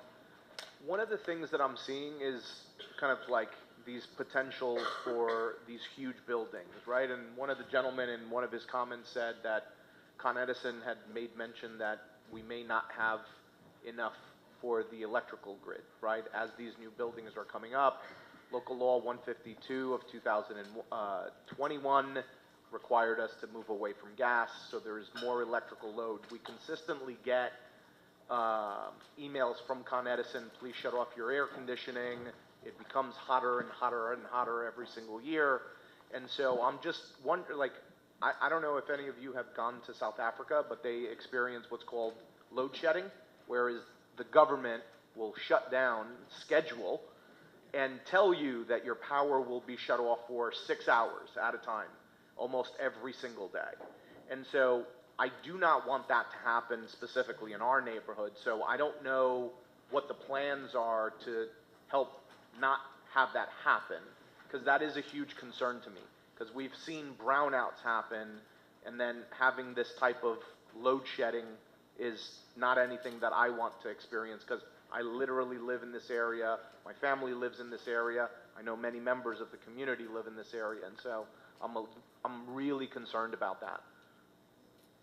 Yeah, thank you for that question. I think we definitely don't want to be leaving New Yorkers in the dark, and I can't speak directly to Con Ed's kind of ability to serve utilities to New Yorkers generally. I'm sure many of you are aware of like the Champlain Hudson project that is, from my understanding, intended to increase capacity while creating more kind of green energy to be brought to our grid. I will just note that our environmental impact statement, or at least the draft version of this, does not show an impact for energy. The energy chapter did not find a significant impact. Yeah, I cannot speak to individual experiences with Con Ed, but that's what we have analyzed in our environmental review. Next. Hi, Corinne. Hi. I'm commenting on what you just commented about Con Edison. So I live in Queensbridge houses, and I know for a fact that Con Edison has been digging for maybe 6 months in and around Queensbridge, in and around Queensbridge houses, up 40th Avenue, up 41st Avenue, from Vernon Boulevard to 22nd Street, and with no notice. You know how they do. But they are changing pipes. They have been replacing pipes under the ground. I don't know what the specifics are. However, I do know that there is, with all of this building that we're doing in Long Island City, it's a problem. And if nobody here sees that, including your team, as a problem, we're literally I've been here for 63 years. We're living on top of each other. No matter how you look at it. I don't care how high the building is, how short the space is. We're overpopulating an area that's built on top of the river. Queensbridge houses has sinkholes. That means that the foundation after so many years is shifting. Why does anybody not think that this is eventually going to happen? We're putting all these superstructure buildings in the same overpopulated area. I don't understand the benefit. I know there's a benefit. I don't understand it. And me, as somebody who wants to live there until I'm done, seriously, I do. I like the area. Obviously, everybody likes the area because they're coming over there now. Everybody who's over there now was not there when I was 10. They were not there when I was 15. They were not there when I was 25. So it must be a lovely area to live in. But we got to stop. It's overpopulated. It's bad. If I can also add, Colin, because you responded where your environmental impact said that there was nothing found. Like, we're looking at drawings that show 1,300-foot tall buildings. I just truly do not believe that, right? Like, we're being gaslighted. Like, I feel right now I'm being gaslighted that there will be no effect. Like, two years ago, Con Edison told me and literally cut down the amount of power that's coming into my building because my tenants had too much AC going on.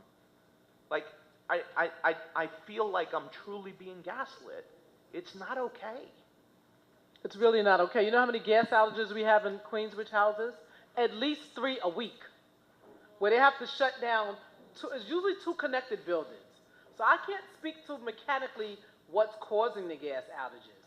But I'm just thinking mathematically in my mind, if the buildings keep going up, where's the power coming from? How are we going to do this? And not to add that they're digging the streets in these areas. Has anybody went up and down around? I don't know why bikes are still even on the road. Seriously. Because the asphalt is ridiculous. And they never come back. When they did the bus line rerouting, they never came back and fixed it. They dug it up. They put the metal plates there. The metal plates are there, rocking the motion. It's ridiculous. And I just want it to stop. Like, can we stop? When is enough enough? When are we going to have enough? next. Kathleen? Well, one of the things I've noticed this evening is an overarching narrative of where are we going to get the energy resources. And all along Vernon Boulevard, there is that peaker plant, which, last I heard, is supposed to shut down. And because it does sort of generate an asthma alley kind of effect. If that's going offline, where is the power? Okay, so, well, that's the thing. As recently as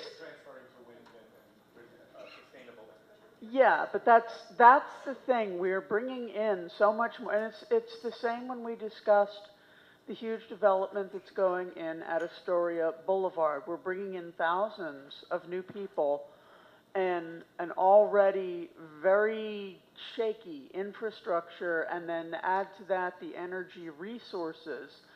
And as you pointed out, we're on the river. We're to the point, I think, we're about to sink into the sea. Oh, we sink.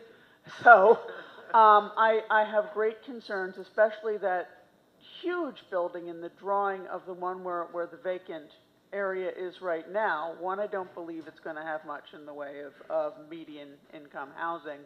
And two, it's going to just put another couple thousand people on the already strained energy and transportation infrastructure. So I think that what we're seeing, there's just so many blank spaces and so many things where those of us who have lived in the area for a while know what could happen that is not a good result. Thomas?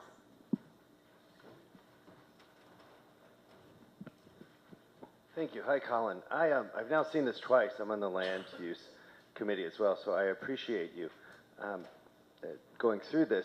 But one thing to Dino's point and to my other colleagues' points, on your environmental review page, it's not enumerated, but it's this, what I'm looking at here. When you presented to the community board, and I'm seeing this a lot, you're couching your language in, I believe, a legal term where you say no material impact. I don't believe you said that saying no impact is nonsensical. So the term that you use, I believe, it's material, it's significant. Significant, that's right. Significant. Is that a defined term? It is. It is. So without the documents and the definition of significant, we don't know what that means. And here, I mean, it could literally mean sewage flowing down the street not over 2 inches high. That could be your definition. We don't know what your defined terms are. So not only do we not have your defined terms, because despite you characterizing my neighborhood as not livable, because I live there, and I appreciate your willingness to now try to make it livable through this plan, I see here on this environmental review that you have taken out the term significant. You've not even used the defined term. So now you didn't tell us the definition of the defined term. You also didn't even use it. So you are making it seem that it reads literally here, no impact in this category. No asterisk, nothing. So this document, we cannot rely on it. I don't know that I would agree that we're being gaslit, but I also believe that we're being misled. I believe that there's serious issues here. I live near, when I have to go to work, I walk past the Sphin. I believe it's the tallest building now in Queens. It is hotter on that block because it's a tall glass building with very bright reflections. And I have to also tell you, at 8:30 when I'm walking to work, when I turn that corner, I'm hit in the face with the smell of raw sewage. I invite you anytime to come. I will buy you a coffee and we can drink it right next to the manhole cover. If you can drink it, I'll buy you another one. But I'll say, I believe that when we're presenting to the community and to the board, we have to know what you believe is significant. We have to determine if we agree that it is or is not significant. And surely on anything that's given out to us, there should be, instead of just reading no impact in these categories, certainly it should say what impact there is so that we can evaluate for our neighborhood whether it is impactful or not. Thank you.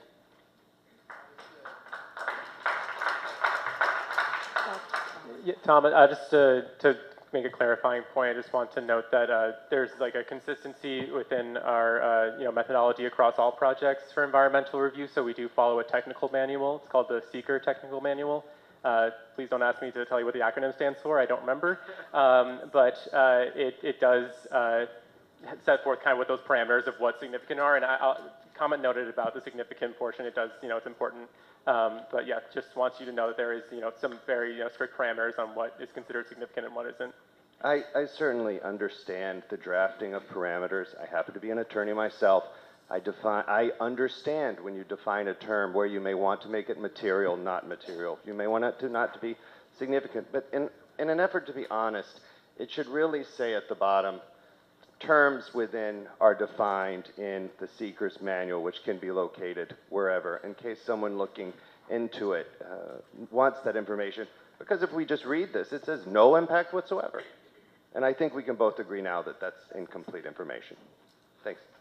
Thank you. Brian, your hand up? It's more of a comment or like a concern. So, in theory, it's a very nice plan. Obviously we're redoing buildings, we're making affordable housing and all that stuff. My concern is on the business side of things. With a lot of these buildings being mixed use and bringing new businesses into the area, we have a lot of businesses that are closing down because they're being pushed out. They can't afford their rents, and bringing more businesses into the area, I think, is just going to not be helpful.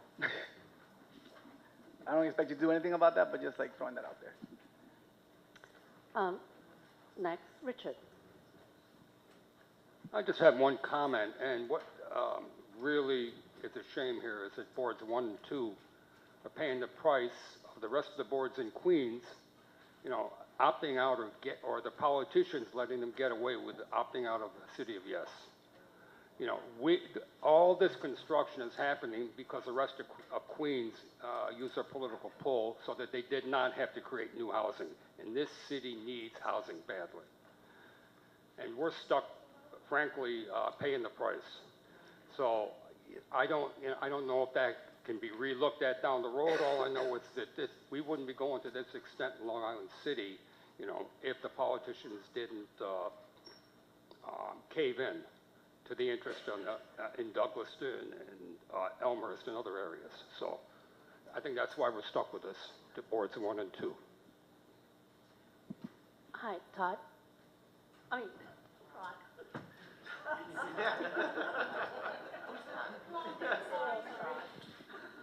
Thanks, Sue. I wanted to talk about industrial displacement. One of these blocks is actually where I used to work in an industrial space. We were priced out long ago.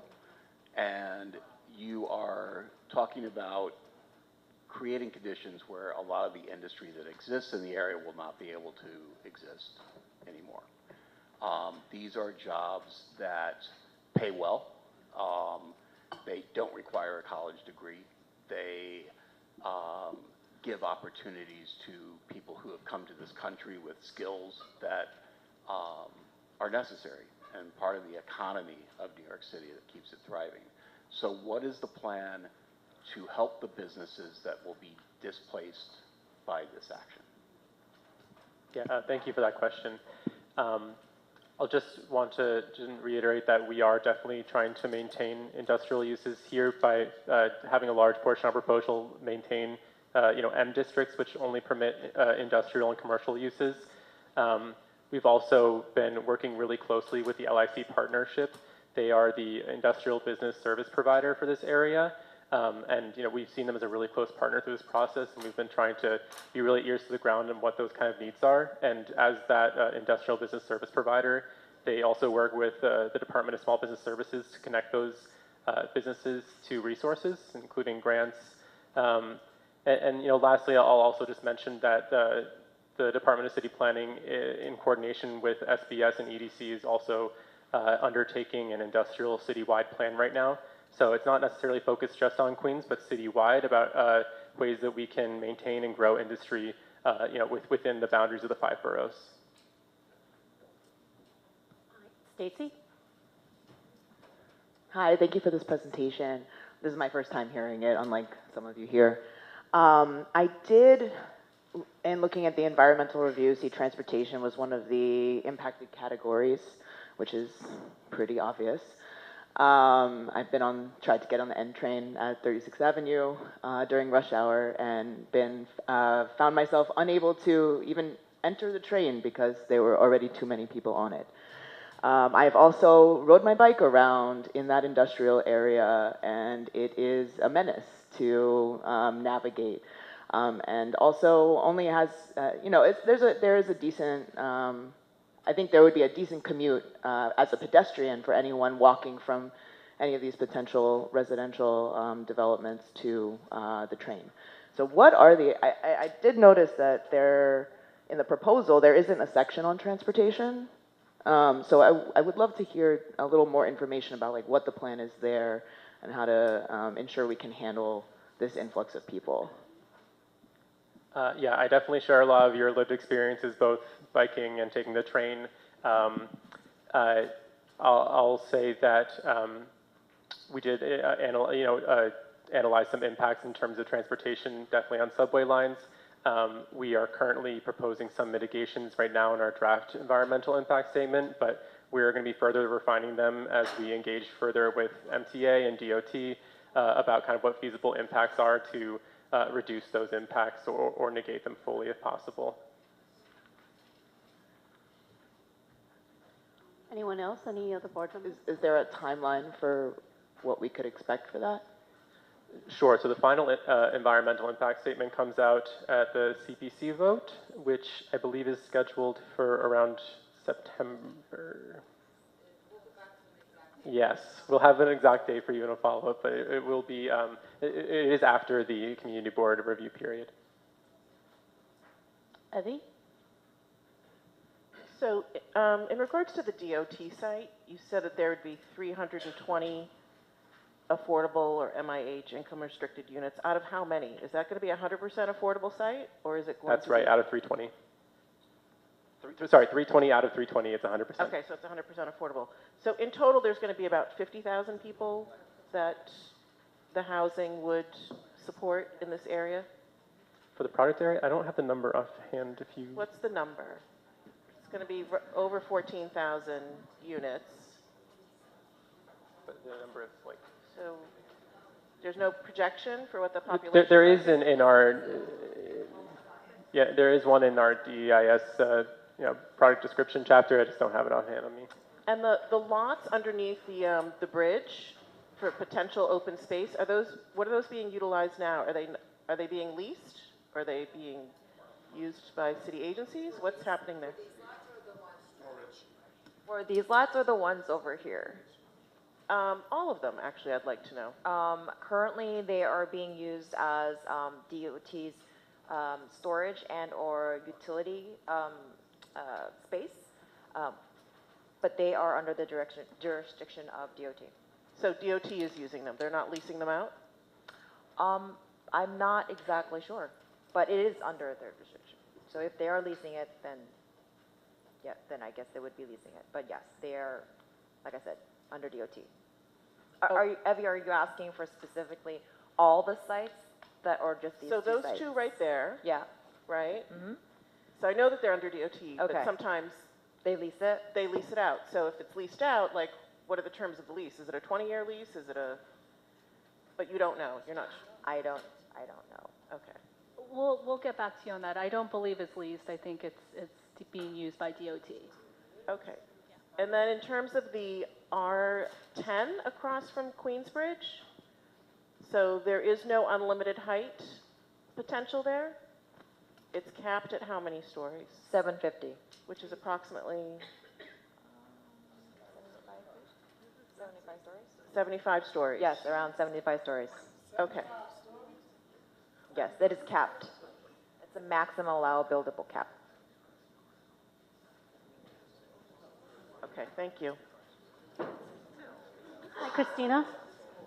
Well, I did have an answer to, according to the DEIS, with action condition, residents plus workers would be 62,639 additional people. With the increment option, it would be 48,209 people. considering how developers go, I'm sure it'll be the former more than the latter. So that's about 63,000 additional people within the district. And I just wanted to highlight that because I totally hear you on the transit. I am squished as a sardine, especially during rush hour on the 7 or the N on any given day. And so I did look at the DEIS, and I was really concerned that the impacts really wasn't fully considered. It treated like Court Square, for example, as like a static thing. I know the whole 7 line will be impacted. The whole N line will be impacted. And so I think it's really misleading and positivist to just look at it, this one entity as being impacted within the district and not the whole line. Because I know getting to Corona is going to be much harder from the city if this is considered. But my question goes to what was just last asked. Why propose unlimited height, especially for buildings that are going to be majority luxury housing across the street from Queensbridge, which is only 6 stories high? I can't really make sense of it, especially considering our solar panels were just installed in Queensbridge houses, and the shadow study itself really shows how, depending on what time of the day, Queensbridge will literally be left in the shadows if we consider this unlimited height.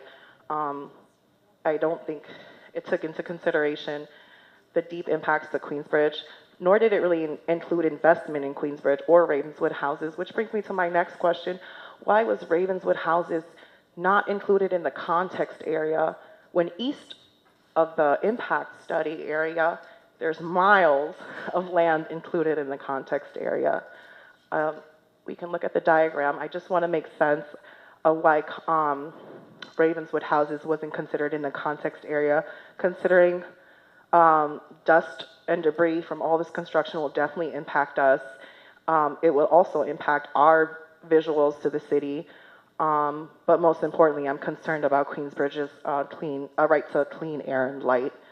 I have several more questions, but I'll stop there so I can get some responses.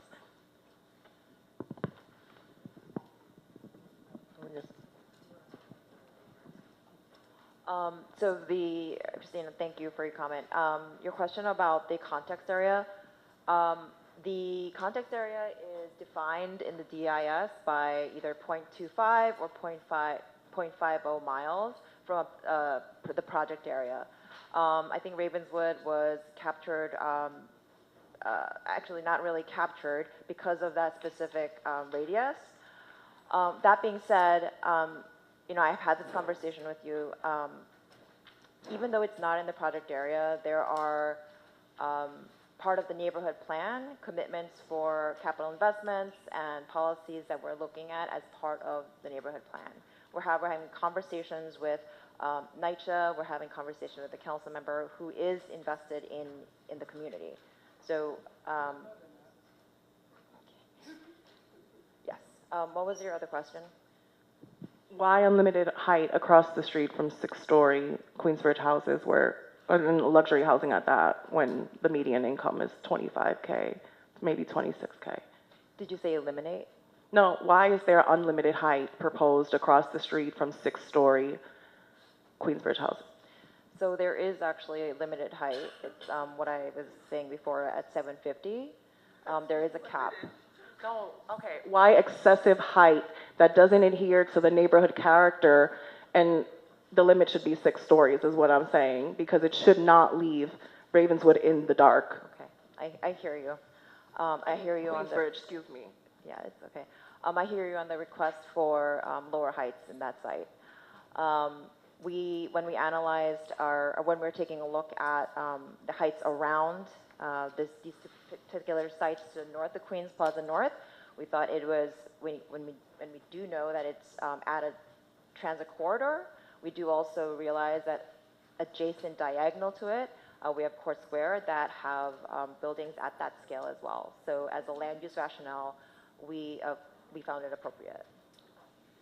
So you were going by the standards of the 2001 rezoning and not the historic neighborhood of 2 to 4 story factories? Because that's the neighborhood I grew up in when I lived in Queensbridge. And I totally hear Ms. Curran with regard to the feeling of constant disinvestment while luxury and commercial spaces are all around you, which actually leads me to another question. Out of the 1 to 3 million square footage of commercial space, why only 291,784 square footage for community space? Why so little space when there's millions of square footage for commercial? You're talking about the community facility use that's analyzed for the two sites? I mean, to the sites that you're talking about next to Queensbridge. Well, if that's where the community space is going, but I do know as a participant from almost every town hall from 2023 that we really thought this was going to be a community comprehensive plan and that there'd be a lot more community and public space. So I just don't understand why there's so little square footage of community facility space, as well as so little public green space. I'm not saying publicly accessible green space, I mean publicly owned green space, considering that that's public land. I think part of our plan with the One LIC is to bring as much affordable housing as we can. And through that, we have the tool within city planning, the toolkit that Colin had mentioned about using MIH. And through that process, you have to zone up. So and that's just my response to your ask about why has it been zoned so high. Thank you. Any other board members before we open? Oh, hi. Ryan, sorry. Hi, thank you for the presentation. I just wanted to point out the Army Corps of Engineers is going through a scoping process to do one of the largest infrastructure projects in the country, making New York City's waterfront and related areas resilient to climate change. I know that the Long Island City waterfront will be part of that proposal. I was just wondering to what extent was that considered in the planning process? Specifically, I'm thinking about the Con Ed access to the waterfront. That sounds great, but I think according to and they're still in the proposal phase, Army Corps, but their proposal is going to put a large flood wall along the shoreline, so that will impact the public space there. Could it potentially be compensated elsewhere in the proposal? Thank you for that question. Our agency has been working with Army Corp on this, and we're trying to incorporate and have conversations of how do we address climate resiliency in the best way.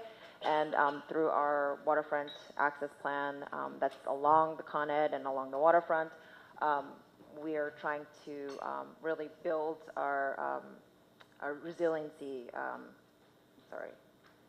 protect our shorelines and work and provide a better protection against storm surge, as you're saying. So we are in contact with them. That's great. And so if that shoreline via the Army Corps project actually impedes the public's access to the waterfront, could there potentially be parkland or open space elsewhere that's part of this rezoning action? We're still continuing to speak with them, so yeah. Thank you. Last call, board members. Okay, I'm sorry. Christina, one last question. Sorry, I just wanted to, Dominique Robinson, who couldn't be here today, asked me to ask this question, and I wanted to honor that. She asked, what's the long-term plan to preserve and invest in Queensbridge houses itself as private development grows around it?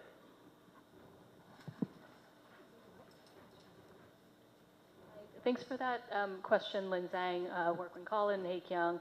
I think, even though we are not proposing to rezone the campus at Queensbridge, we know a big part of a successful plan is that we engage the residents at Queensbridge houses, because it is our largest public housing in the city, if not in the country, with the most affordable housing. So we recognize that, and throughout our 2-year planning process, we have taken, we have listened, we have held events at Jacob Reese Community Center, and we've taken note on the things that Queensbridge residents have raised as barriers, to accessing amenities, that's south of Queensbridge. And so part of this plan, we are trying to reincorporate the campus and allow residents to come down and you know, to the waterfront to have access to those things.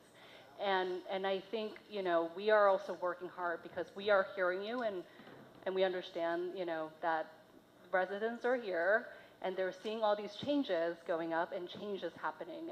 And you know, and we want to make sure that there are investments as this plan sort of solidifies moving forward, and we want to hear more how we can invest more in Queensbridge houses. So I hope that answers some of your question. I hope it just also includes Ravenswood houses, because we've also been here for a long time. I see Ms. Corinne. Hi, Corinne. Hi, yes. I didn't hear an answer. You said you engaged the residents. They didn't. And that literally means talking to us. So what actually is being done while all this building is going up that's going to help impact the lives of the resident at Queensbridge houses? Because south of the bridge, we have 9th Street, 10th Street, 11th Street. That's where the shelter is, the family shelter. All down those blocks are war zones. There's no rezoning up those streets. That's north, right? There's no rezoning over there. There's no building of commercial or the storefront, anything. So that's really not an answer to the question. It would be nice if you worked on something that could answer the question, because engaging residents, you're just talking to us at Jacob Reese and allowing us to use the park that we grew up in.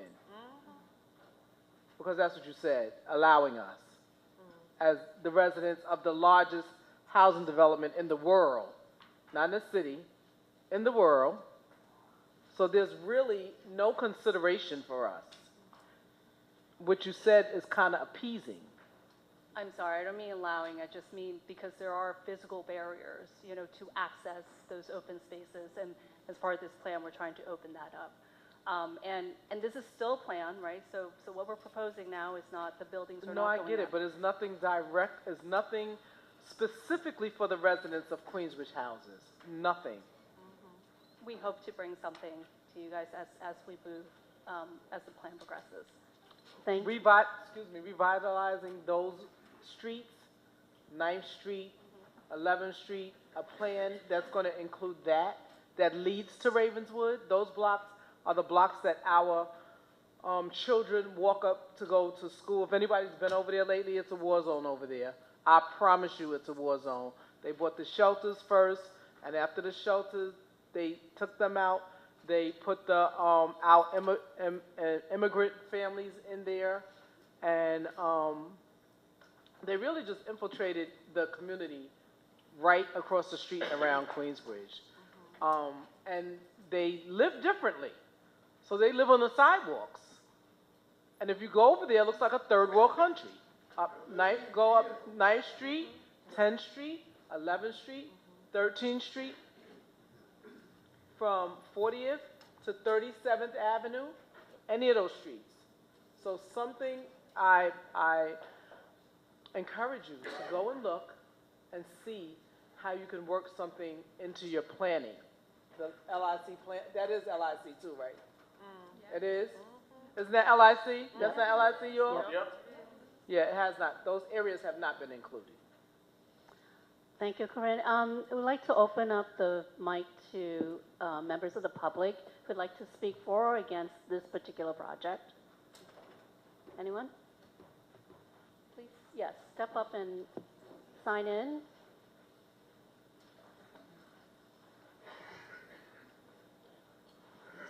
Deanne Gorman, sorry I didn't prepare anything, but I'm kind of late to this party, so listening to this, I just want to say I've lived in Astoria for 25 years.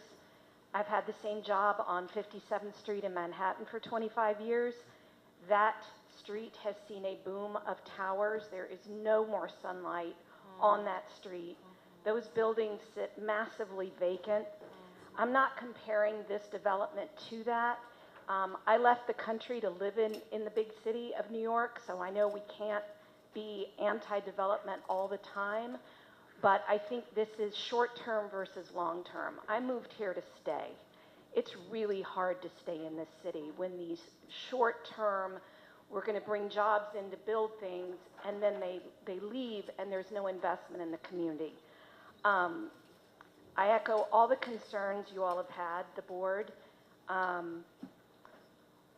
My concerns are how many more towers? How much less sunlight? Overload to the grid, sewage overflow when we get less than 1 inch of rain, flood zones. I'm thinking of Sandy and the sinkholes on 21st Street, more traffic, transit woes. Can't even walk across the Queensboro Bridge right now because they don't open that pedestrian lane. Whatever we envision as our idea of a city, whether it be low-rise, high-rise, dense, sparse, brick, or glass, it has to be fair, long-term, and realistic. Thank you. Thank you. Next. Just as a reminder, this will be 2 minutes, please. Yeah, no, I know, but I didn't say it the last time, so. Thank you. Please, yes, step up and sign in. Thank you.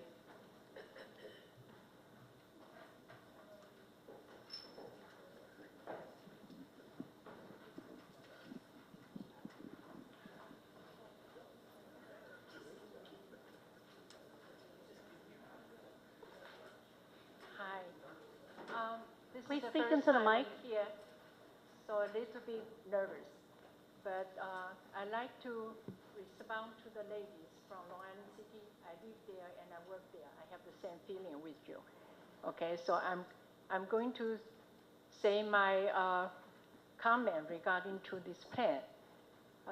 My name is Pauline Xia. I represent a group of business and property owners in the IBZ zone. LIC North.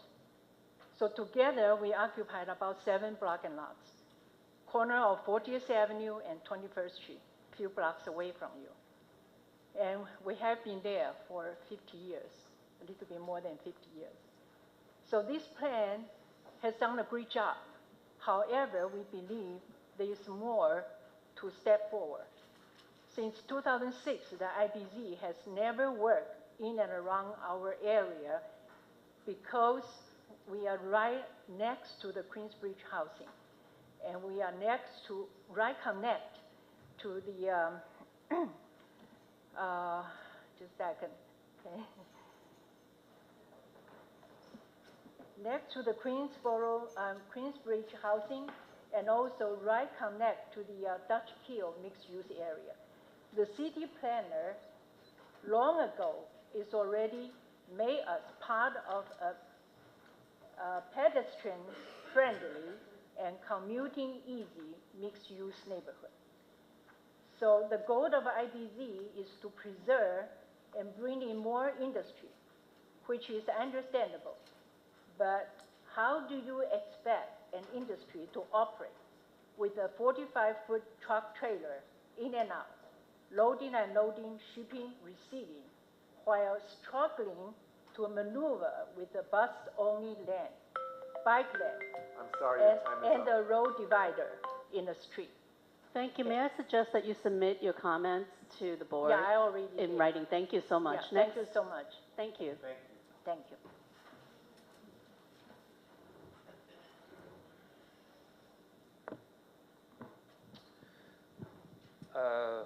Grace and peace. I'm Donald Cogdell, Director of Justice at Hope Astoria Church.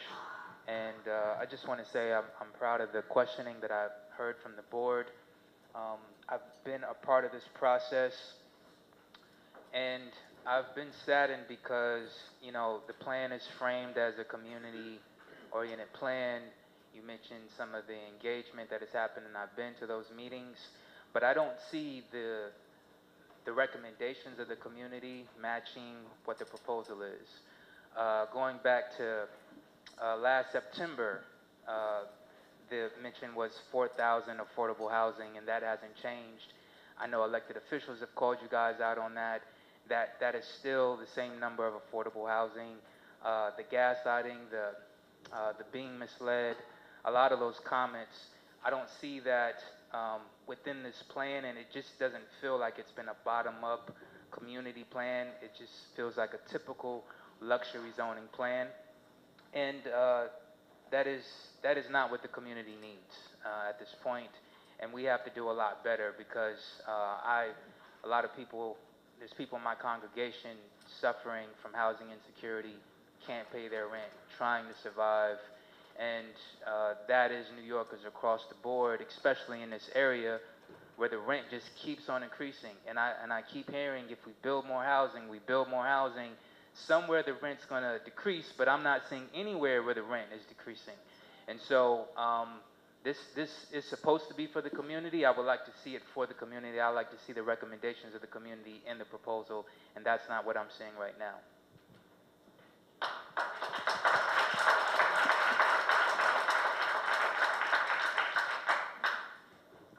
Thank you for signing in.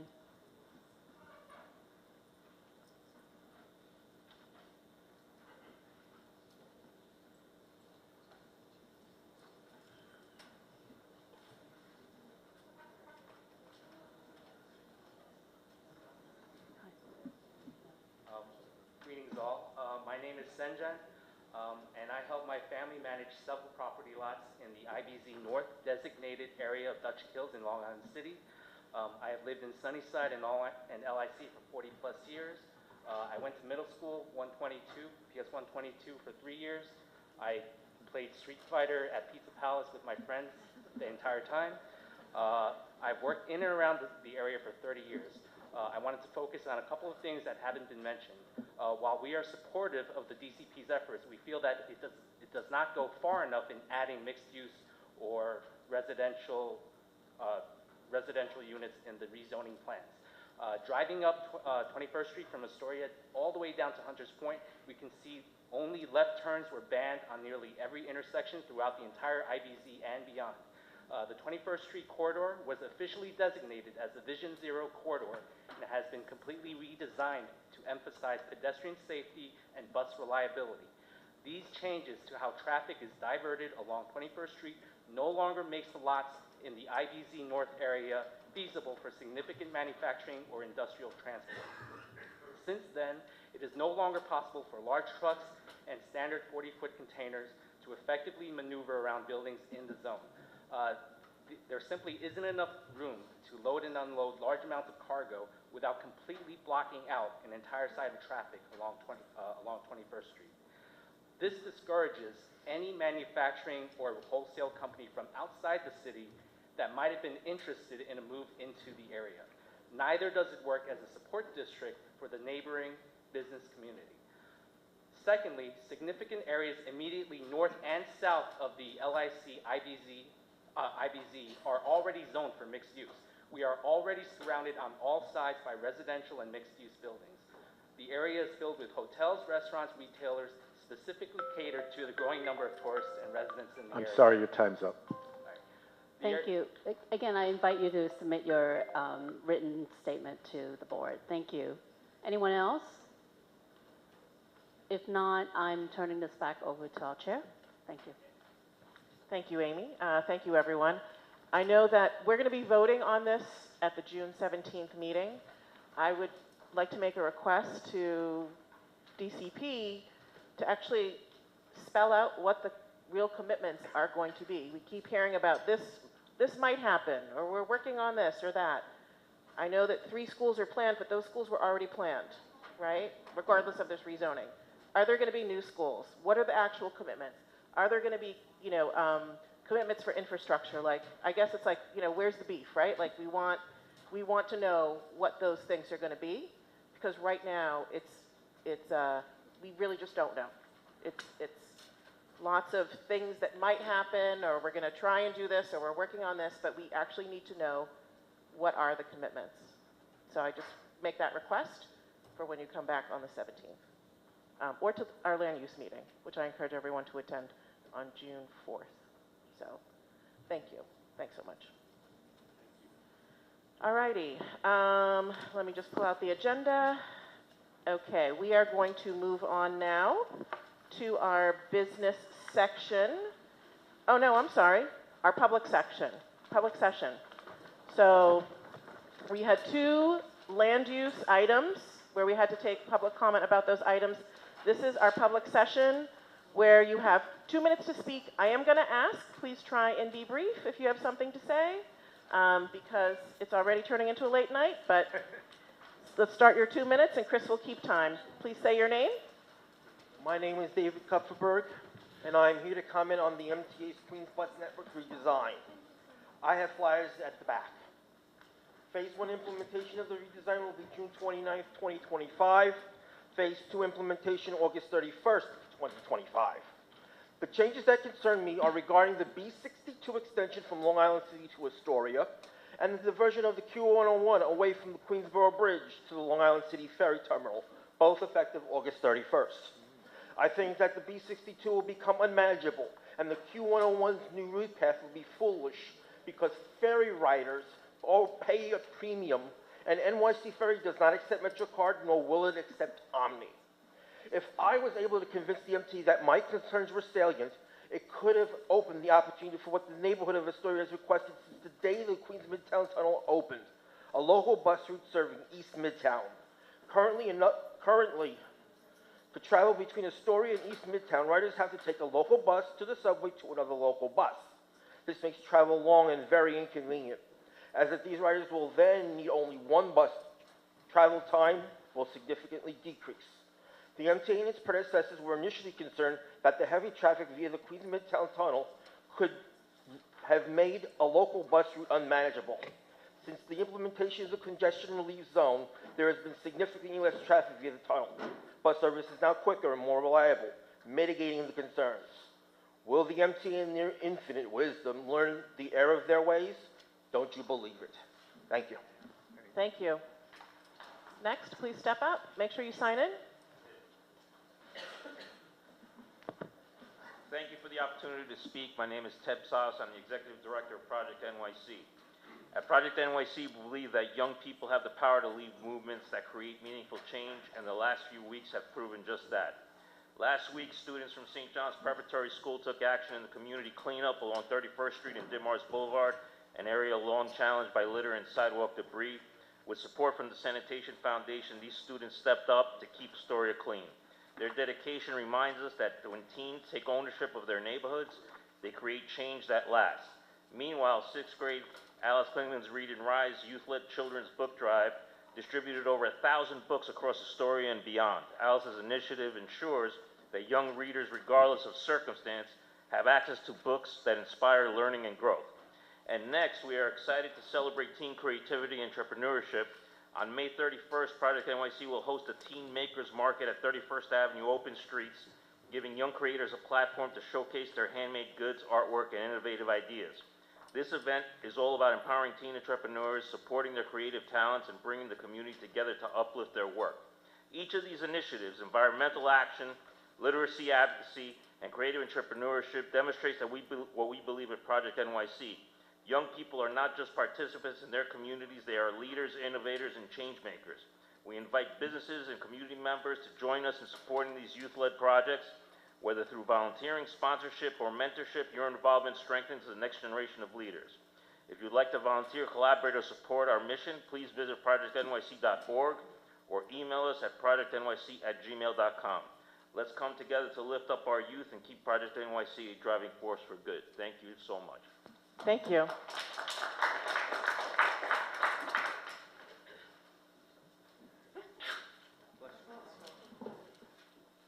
It's going to be in regards to the bike lanes on 31st Street.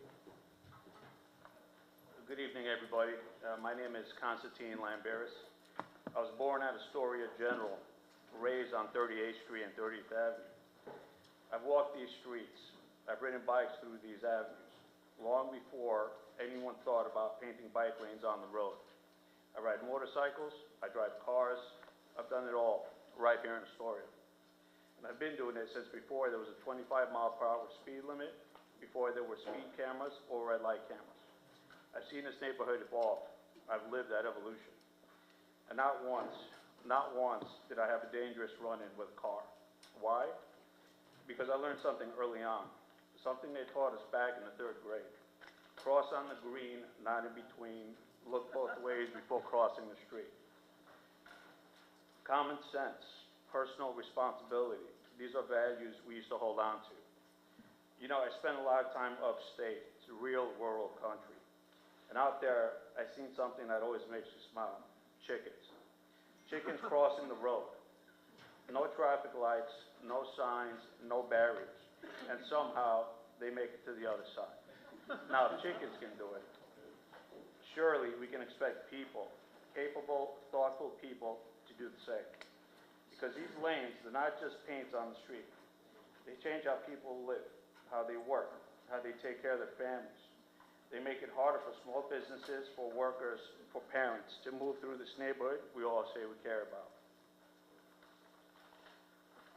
Now, I'm not saying we don't care about cyclists, we do. But we've got to find a balance. We've got to build communities that work for everyone. That's what real progress looks like. Thank you. Okay, thank you. Next, please hold your applause so we can keep the meeting going. Next. Neil Hudden speaking. I live on 31st Avenue in the affected area where the traffic has been rerouted on 31st Avenue at 35th Street. I attended the Variety Boys and Girls Club meeting a couple of years ago. I attended all the meetings online, listening to see what's happening, and I have to say this is now becoming a mess. It's true that the traffic has become much better on 31st Avenue, but what's happening now is that trucks are being rerouted down 31st Avenue onto 35th Street, causing congestion. We had to travel. I had the opportunity to go by car the other day and actually see what was going on. On 36th Street, you had to get pushed all the way onto Broadway. When you're on 21st Street, you can't turn right and go up 31st Avenue. In fact, you have to go along 21st Street, going down either towards Ditmore's or the other way across towards 35th Avenue and 36th Avenue to go up and around. I think this is a chaotic system. I think this needs further review, and I am disappointed. And you know that I do like open streets. You also know that I am a balanced traffic system. But this is not working. Thank you. Okay, thank you. Anyone else for public session?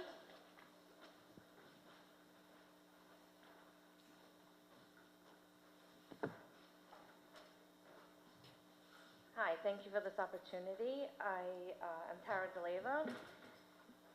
Did not come prepared, but I kind of put it together over there. This is about the bike lane on 31st Avenue. As a lifelong third-generation resident of Astoria for 50 years, I've seen the community evolve in both positive and negative changes. While the idea of bike lanes seems positive and pleasant in theory, in practice it is unsafe for our elderly and children. It's inconvenient and unsafe for our drivers and tax-paying homeowners, with irreversible negative impacts on our already struggling businesses. It seeks to put the interests of the few above the many. Children need to cross bike lanes playing chicken with the unruly scooter drivers to get to school buses. The elderly are forced to cross bike lanes and exit unsafely on both sides of the car. We need to keep lowering the speed limit for pedestrian safety, but then we create unsafe bike lanes because the truth is the bikers and scooters are not adhering to the rules of the road. Do you think I want to visit the supermarket, restaurants, or other establishments if it's such a hassle? No. You've already gave 31st Avenue a closed street on the weekends, and now this. As we have not already have enough stress, we need to add 15 minutes to go back and sit in more traffic for one block. As we're talking about erecting huge buildings, increasing population, we're adding bike lanes to increase congestion. What's next? Congestion pricing here? We talk about adding commercial space. Why are you, while you're crippling the businesses anyway? So let's wait for a child or a senior citizen to be killed just so a few bikers can have the convenience. Over and over, you're destroying the neighborhood while pretending to revitalize the area. We are vital. Fix the real problems. Stop creating them. Fix our roads. Stop the scooters. Stop the crime and homelessness. And stop trying to add ridiculous ideas for the aesthetics so you can sell ridiculous amenities to attract renters for your high rents. Respect the residents and the many versus the few. Thank you. Okay, anyone else? Anyone else? Okay, I'm going to close the public session. Thank you all. We're going to move along. Next up is to adopt the April 2025 minutes. Motion. Okay, Rod, and then Amin seconded. Any questions, comments, discussion, changes to the minutes? Okay, we'll take a vote to approve the minutes. All in favor say aye. Aye. Anyone opposed? Okay, no abstentions. Okay, thank you. Next up, my report, just two quick things. One is in your packet, there are the committee assignments. I think that should be going out by email as well. I encourage everybody, please attend your committee meetings. If you can't make a meeting, make sure you email the board office and copy me as well. Anyone can attend any committee meeting. So just because you're not on a committee doesn't mean that you can't go and observe the meeting. So especially for new board members, I encourage you to do that so that you can just learn about what's happening and how the board functions. And the other, is the contact sheet in here as well? Okay, the other thing is we do have the opt-in contact sheet. I really want that to go out. So if you want to have your contact information shared with other board members, please make sure you just email it to the board office. I want to send those out hopefully by the end of the week because people have been asking for those. Okay? Okay, that's it for me. I'll hand it over to Florence for District Manager's report. Thank you, Chairman. I do want to piggyback on the Chairman. I did call most of you, if not all of you, on the opt-in forms. Some of you I left voice messages, others of you I spoke with, but we are still lacking a good number of the opt-in forms. They are not the same as the EEO forms, so please keep in mind, and you don't need to contact the office and say, did I send it? If you don't think you send it, just send your information to opt in, your name, your email, your phone number. If you're emailing me saying, did I send it, just send it, because a few of the new members are really anxious to get the contact information and it's being held up. So we greatly appreciate your efforts. I'm going to start with my reading. Good evening to you all. Florence, can I make one quick comment? I'm sorry.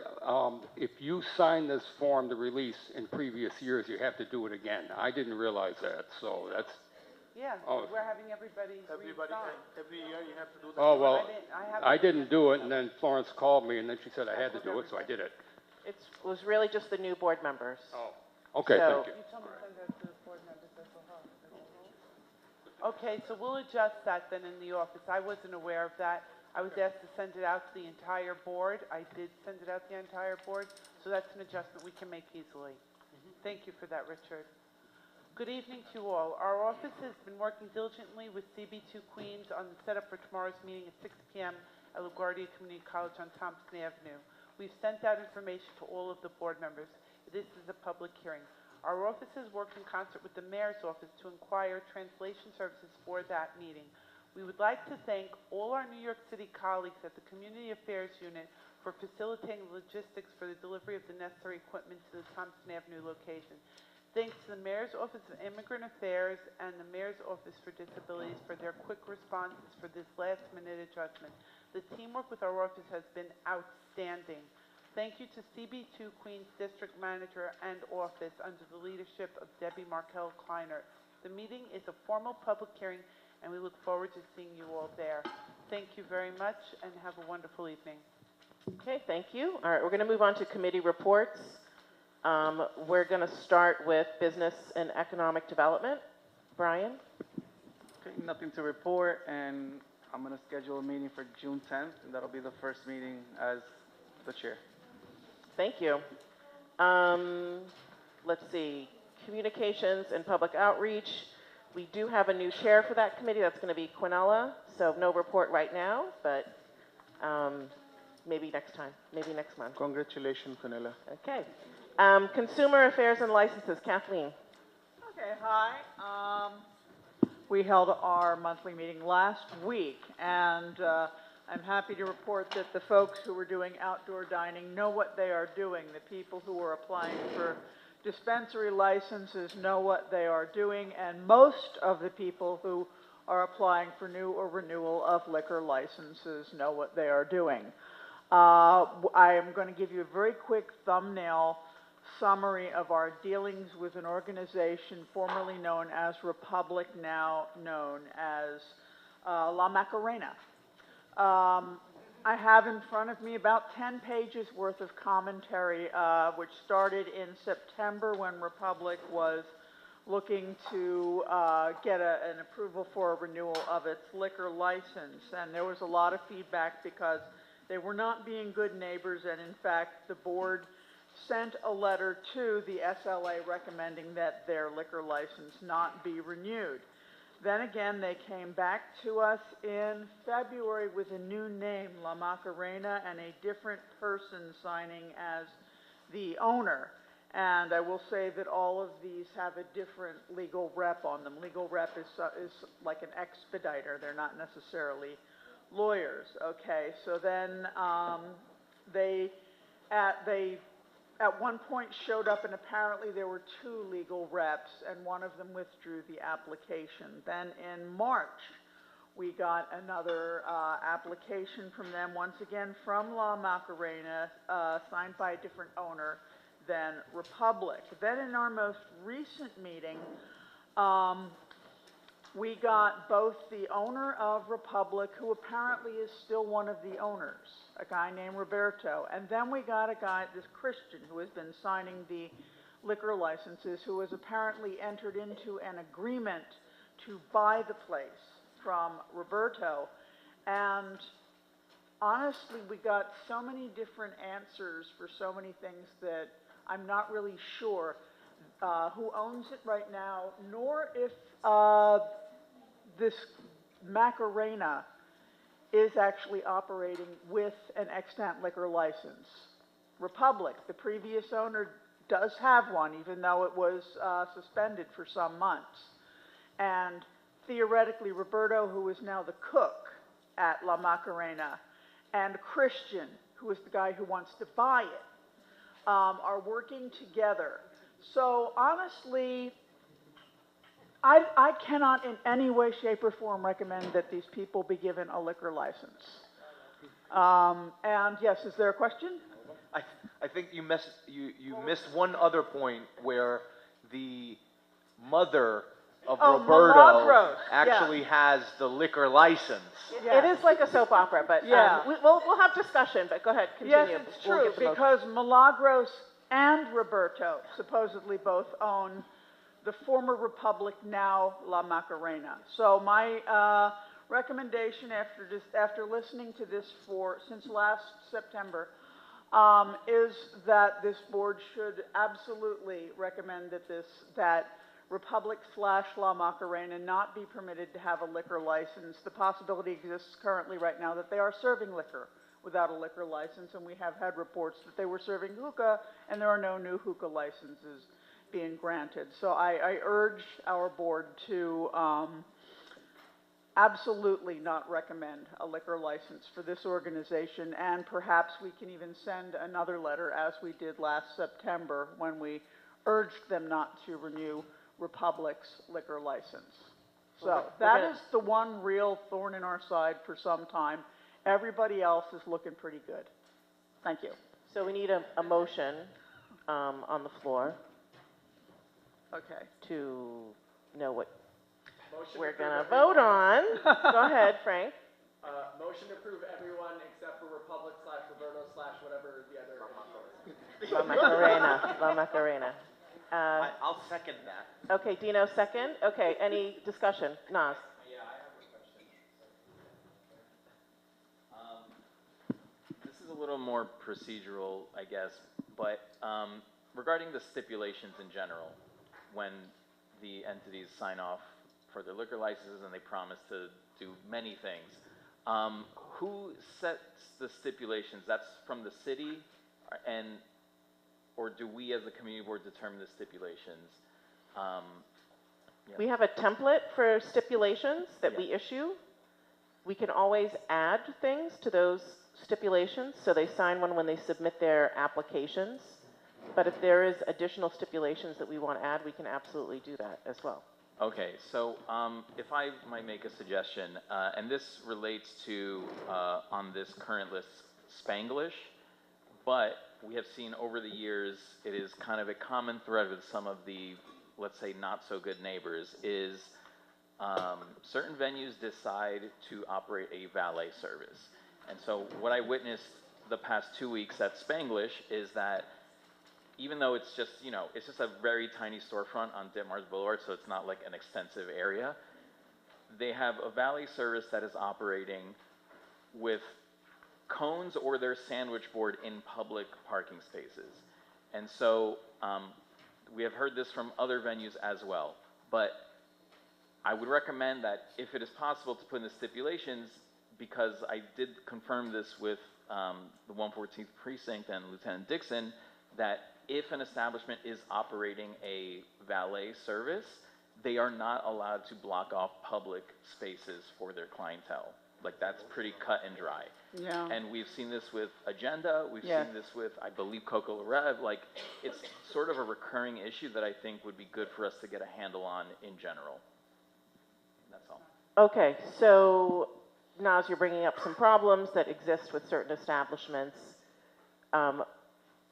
We can certainly send that information to the SLA, but it also seems more like an enforcement issue with the NYPD as well, right?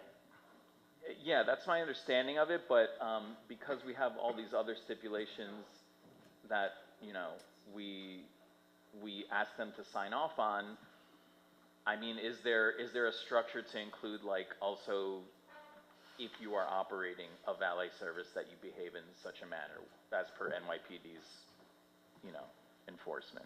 I think the stipulations can include whatever we want as a community, whether or not there might be other issues. So let us consult legal. Just putting that out there, Regarding because that? it is a recurring Yeah. theme that we've seen with other Yeah. establishments as well. You're because right. we ask them all sorts of questions. Go ahead, Kathleen. No, I'm just saying that that's true. We have heard it from a few other places, and it now becomes apparent that this is an ongoing issue, therefore we need to look at it. And that's certainly a question that we can ask people when they are reapplying for their license as well. Go ahead, Rod. In our next meeting, could we just include a copy of the template of stipulations just so that board members could learn what those are? There's a lot of newer board members that have never been on the committee. I myself have been on the board for billions of years, and I don't know what they are. Great. That would be great. Okay, so we'll have a copy of the stipulations included in your packet, which, you know, you can take your packet home with you, too. You don't have to put it back in your folder. So if there's information there, you can keep a little folder at home of all your community board stuff. But we'll include that next time. We'll send it out electronically, but also include it in the packet as well. Brian? Just for the record, I can't vote for this one because I'm one of the applicants. Just so that's on there, I don't have any backlash. Thank you. Thanks for disclosing that. You can discuss, but you cannot vote. but just Okay. on the record that I'm not going to be able to vote for that. Great, okay. Any other thoughts or questions? Okay, can we call for a vote? Yeah, so the motion was to approve all, except for La Macarena / Republic. So, and then we're, just to reiterate what Naz had brought up, we're going to look at what we can also include in our stipulations kind of going forward as well. Okay, so with that, all in favor, please say aye. Aye. Anyone opposed? Abstentions? 2 abstentions. Okay, 3? Okay, great. Thank you so much. Is that it, Kathleen? That is it for this evening. Thank you. Okay, great. Thank you. We're going to move on to Education, Youth, and Libraries. Amin? Good evening, everyone. We had a nice meeting this month. Unfortunately, the Board of Ed, the representative didn't come, so we couldn't just finalize our letter. So hopefully we're going to have another meeting soon, and next month we'll be able to finalize our letter and bring that to the board. So we'll be able to go from there. Thank you. Okay, thank you so much. Health and Human Services, Shahnaz. Good evening, everyone. We didn't have any meetings this month, and we didn't get the confirmation for the next month. The representative didn't answer yet. If we didn't have meeting for June, see you after August. Thank you. Okay, thank you so much. Housing, Katie. Just briefly, to reiterate Evie's point about housing committee and all board members attending the land use meetings or watching the recordings, because a lot of housing issues and rezonings, actually all of the rezonings come through land use.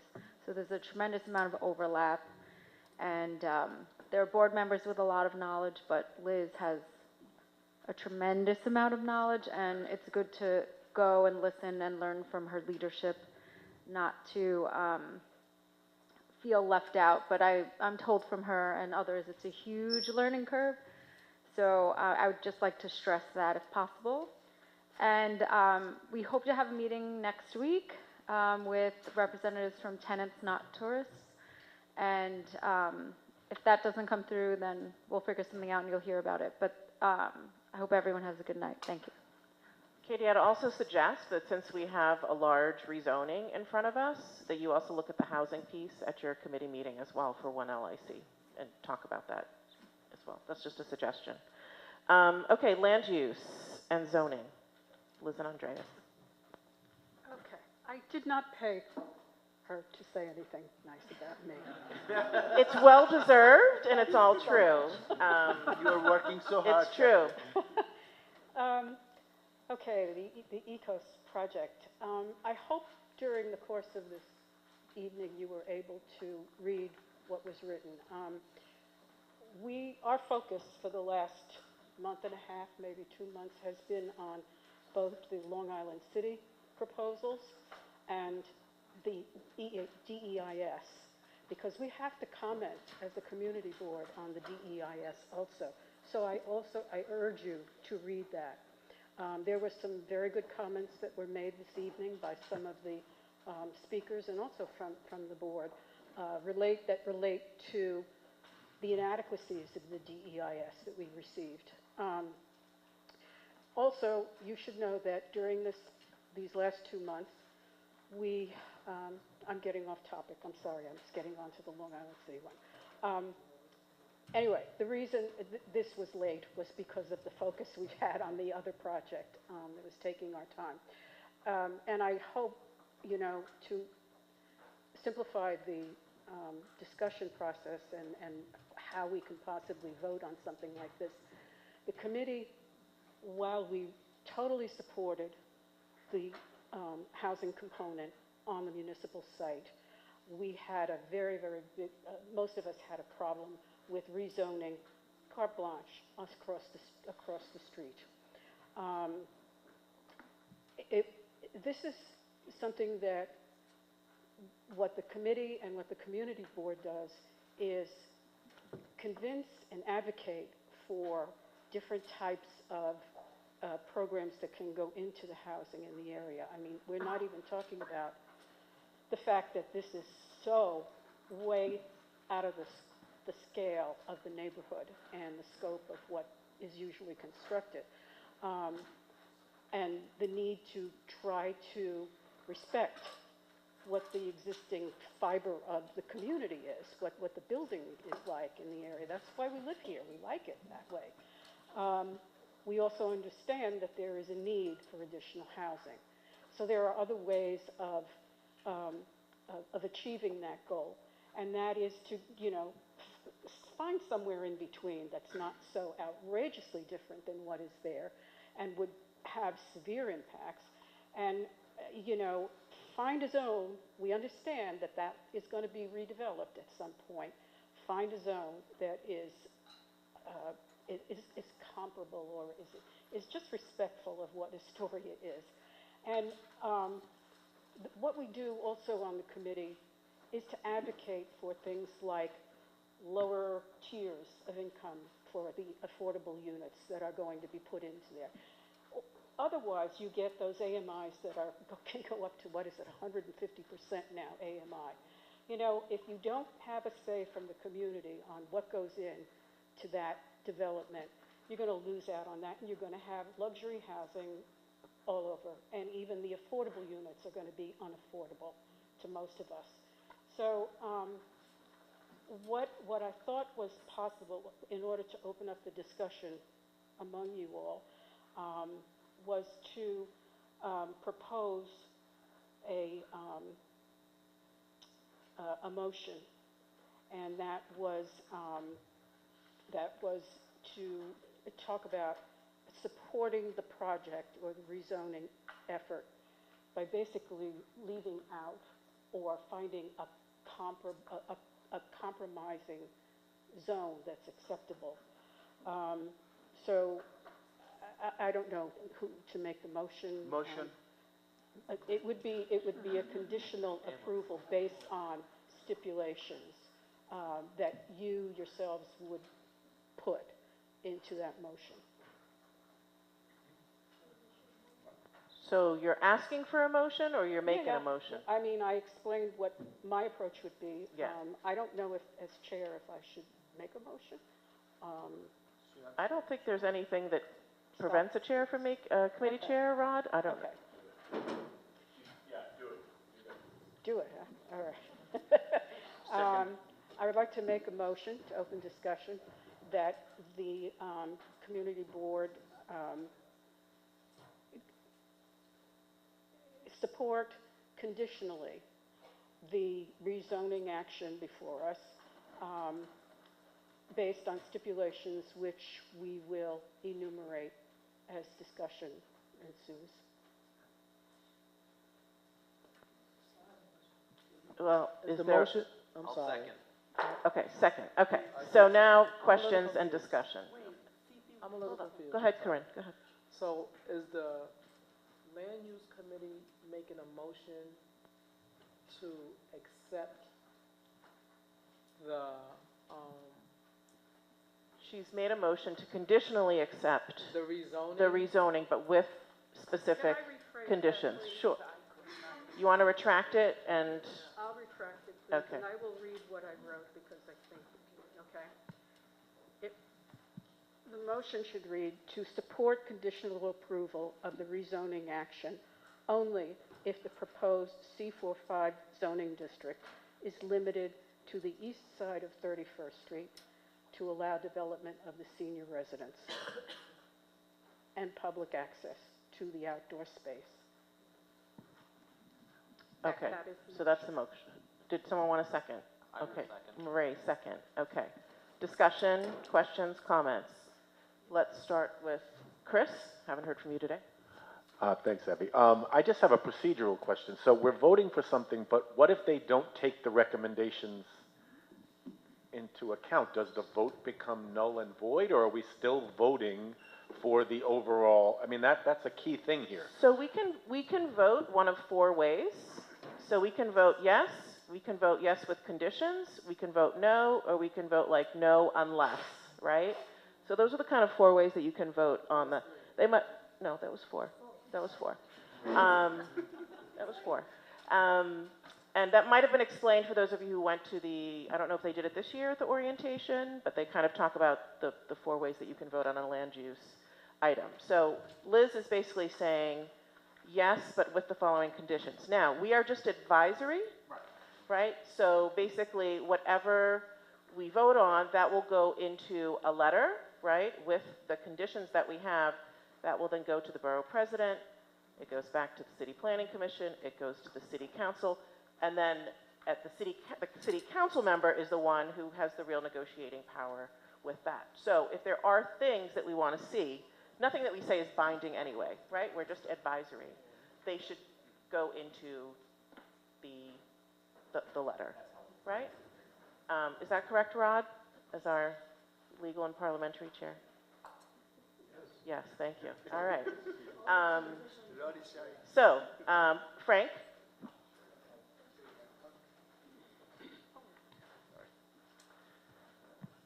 Hi, just two or three things I'd love to highlight as we're thinking about this together. First of all, Hannock, for those who are unfamiliar, they run amazing after-school programs. My son attends one. They run senior programs. My neighbor, who is 89, she goes, I think, every day. So I know this is a nonprofit that's like deeply embedded into our communities, doing a lot of thankless work, not always well paid, and I see the way that it actually supports particularly working families. And so I just want to highlight this as a good actor in our neighborhood. I think that's one. And then two is I've noticed that we've seen a lot of building proposals, And this is the most ridiculously focused on affordability we've ever had before us. And it makes sense because it's a nonprofit driven project and not one, that's necessarily being driven by a profit motive. So these are two things that I think with the additional conditions should be something we should be enthusiastic for when we've all acknowledged that our community needs more housing. So that's it. Thank you. Okay. Let's hear from Rod, Kathleen, and then Richard.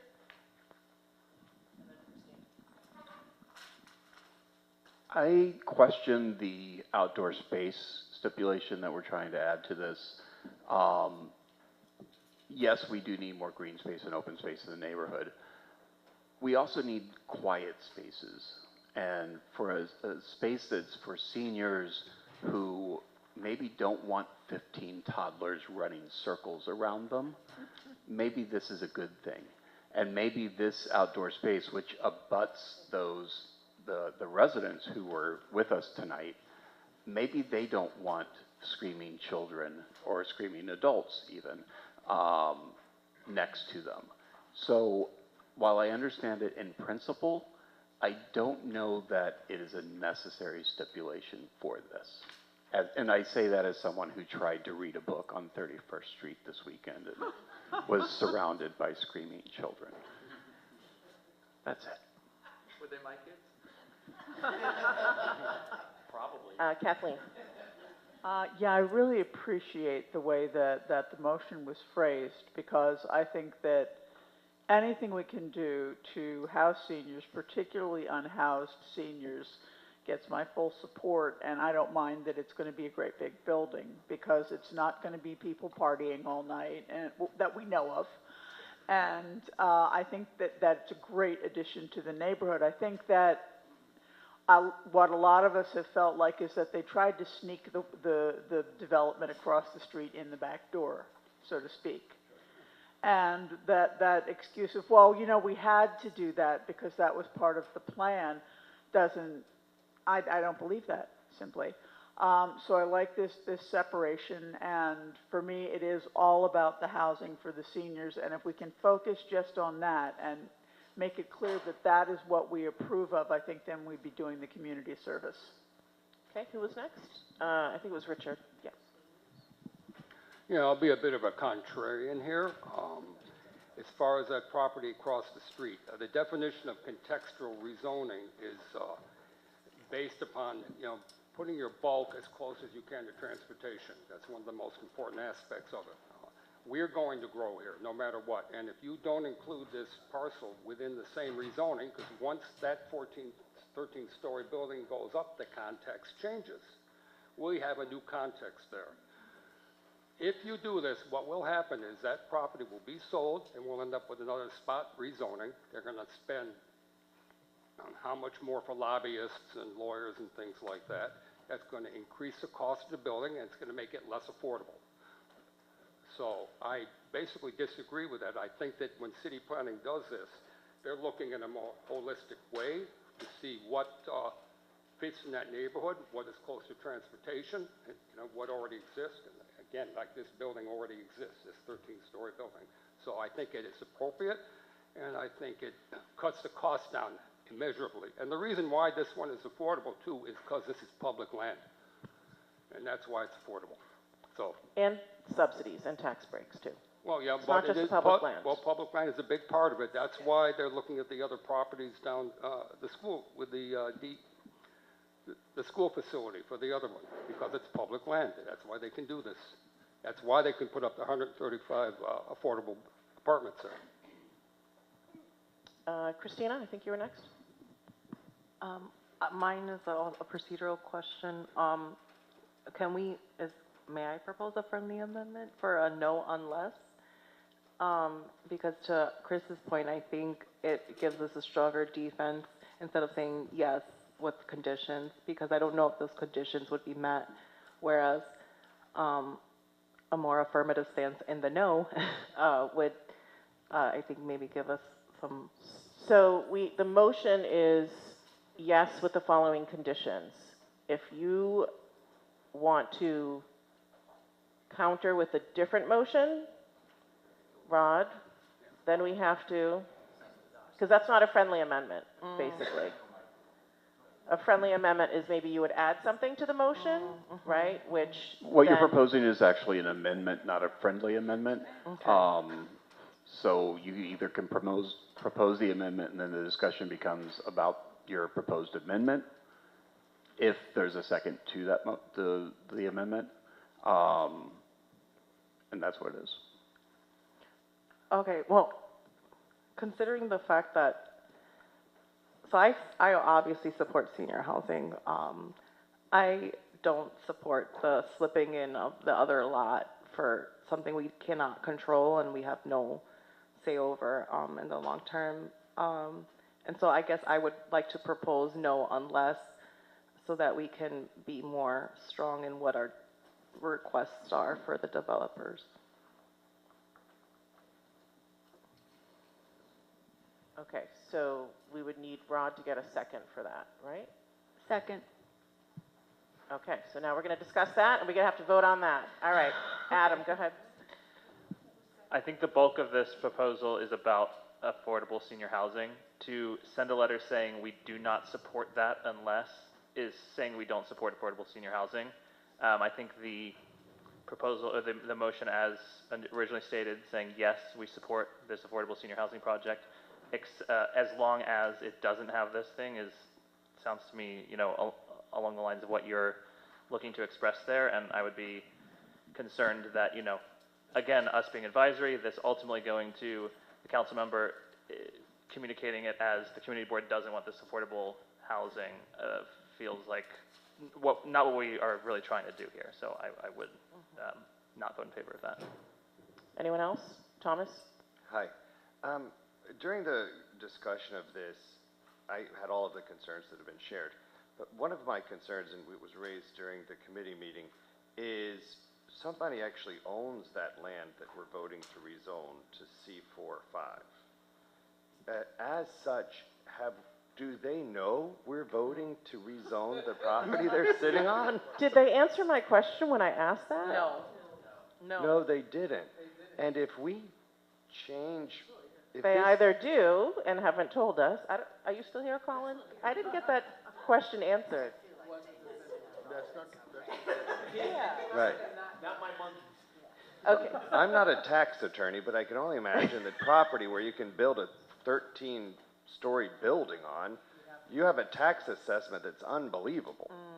So if you have my grandma out there, she's not there, this is hypothetical, she's in Alabama, and I was rezoning her house, and she's going to get a tax reassessment that would basically force her to sell. I just have some real concerns about that. So, but right now we're talking about Christina's amendment, right? So any other discussion on that? So let me just say her Yeah. amendment would exclude that land totally from this rezoning? I believe that was also part of Liz's as well, So but it was just phrased differently, right? Liz is yes, but with the following conditions. Christina's was no unless.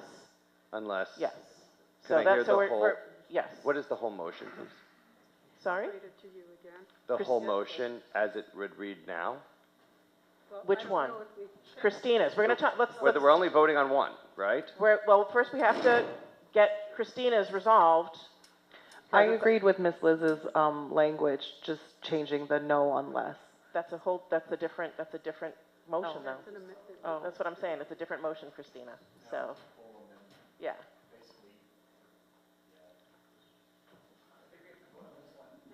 So we have to vote on Christina's first, right?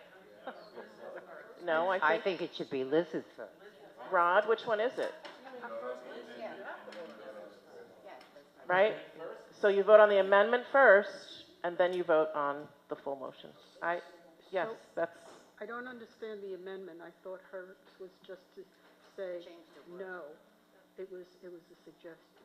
The motion was to say no, unless that parcel is removed, which is, well, it's saying the same thing, but okay, I'm confused. The same thing, but in different ways. And I think Adam brought up, his concern about rephrasing it that way. So I didn't know if anyone else had any other on Christina's amendment, right? Which is basically changing the motion, right? Okay, Naz and then Tom. Yeah, I'm just gonna echo Adam's sentiment. I mean, like, no, but, yes, but, we've had these discussions before, and with the understanding that everything's advisory, like, you know, it's, yeah. So, it's, like, I get it, and I think the stipulations are definitely something we should discuss, but, like, I don't think we are no's, but, like, I don't think that actually represents us. Like, I think it sounds like a decent amount of us are for it, but, so, like, when we kind of get into these headspaces where, like, we're trying to game a system where we're advisory, like, it just kind of is a lot of time that I don't know that gets a direct benefit. So I think for clarity's sake, you know, really I think the yes but, which Liz had introduced, is sort of the most direct approach and is probably, I mean, we'll vote on it to see, but is probably more reflective of our actual stance. All right, let's move this along. Tom, go ahead. Make your point.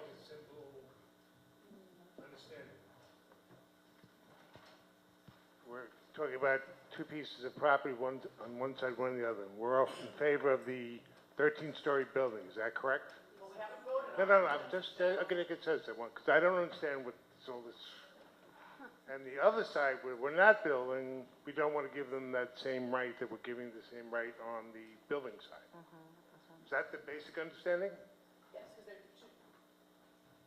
what would go across the street is not going to be similar to what would happen on the site. So we're saying yes on the building side and no on the land side, in simplest terms. Okay. Not 100%, but yeah. Anyone else who hasn't spoken yet? Call the question. Okay. Michelle, did you have a question? Yeah, I just have a question. So to confirm, there's like no building development proposed yet on the other side. It's literally just That we know of. It's just the change in the zoning. So like, are we like getting ahead of ourselves a bit if like there's not even anything going to be changed yet or developed yet? I guess. The whole point, once it's done as of right. And so I think the concern that was raised about whether or not we'd be able to advocate for certain MIH levels, what the units would look like, other possible public benefits or amenities that we could advocate for. And again, back to what Liz was saying is right now that is not a contextual zoning for the area. So, Rod? I have a question. Yes. I thought you were going to move us along. I have two things. For the community, yes, but acknowledges a point, but then introduces a condition or limitation that complicates the agreement. No unless denies something, but only under specific circumstances or conditions. Does that help? I tried. But I tried to help there. Yeah. I have a question for the chair of the committee. I feel like, you know, I had to give my dog a pill today, so I stuck it in a treat, and that made her swallow the whole thing. She didn't want the pill, but she wanted the treat. Can we vote no on the zoning map amendment, but yes on the amendment to the zoning resolution and the urban development, the UDAP? Well, can we divide the question? Yes, you can. I think you It can. would throw it in. They're separate ULURP items, separate ULURP numbers identified as such. Except for the Appendix F, I think those two go hand in hand with. No. I mean, the UDAP is a designation, and it's a way to facilitate transferring ownership of the property to Hannock and Mega. So would it then, if I may, sorry, Madam Chair, if we were to divide the question in such a manner, would we then communicate what we are trying to say, which is we support the senior housing, but we do not support having the lot across the street thrown into the zoning amendment? Does that do that?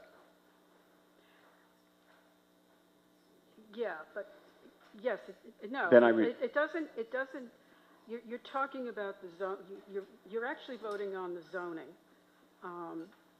map.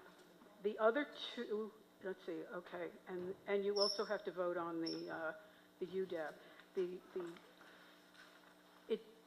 You can make a recommendation that the other, that they just take it out or find a different zone that's more amenable to the community on that other site. You can say you support the zoning on the other side. I don't think it's the whole thing. Colin, have you been involved? I've never been, I've seen the commission change zones within studies and actions, or they reduce the zoning in certain actions in response to usually the council person's encouragement. But how would this be approached with respect to removing one of those parcels? Because this is a city planning thing. And by the way, you can bet your life that the owner of that property knows that this is going through now and being rezoned, and he's getting a gift. And I believe he's a billionaire. Well, I don't know who it is. It's an LLC. That I don't know. She knows. Yes, so as far as I know, it's within the community board's right to kind of make whatever recommendation they'd like. In terms of scope changes that could be made by the CPC or by the council member, that could reduce the boundary of that zoning change or reduce the district such that the intensity of it is no greater than what's proposed, but also no less than what the existing is. So somewhere in between those goalposts. Yeah, because if you can't propose anything that is larger, a higher zoning, a more dense zone, because it hasn't gone through the environmental review. You can always reduce what you approve environmentally. So we can word it to say we support the rezoning as long as it excludes that parcel. Rod? Christina, may I ask you to withdraw your amendment? Sure. Okay, and the person who seconded Christina's amendment, do you also withdraw? Yes. Okay, Liz, may I ask you to withdraw your motion? I will withdraw my motion. And the person who seconded Liz's motion, do you accept that? I will accept that. Okay, Liz, would you like to propose a new motion? I was like, wow, we're really trusting you here, Rod. I'm taking you on a journey, people.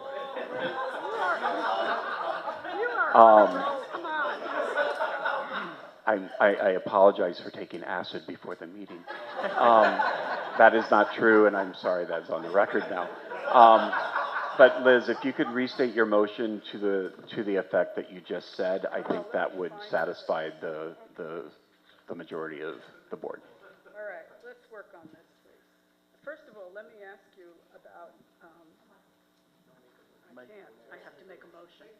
Make your motion, Liz. Yes, I motion that we support the rezoning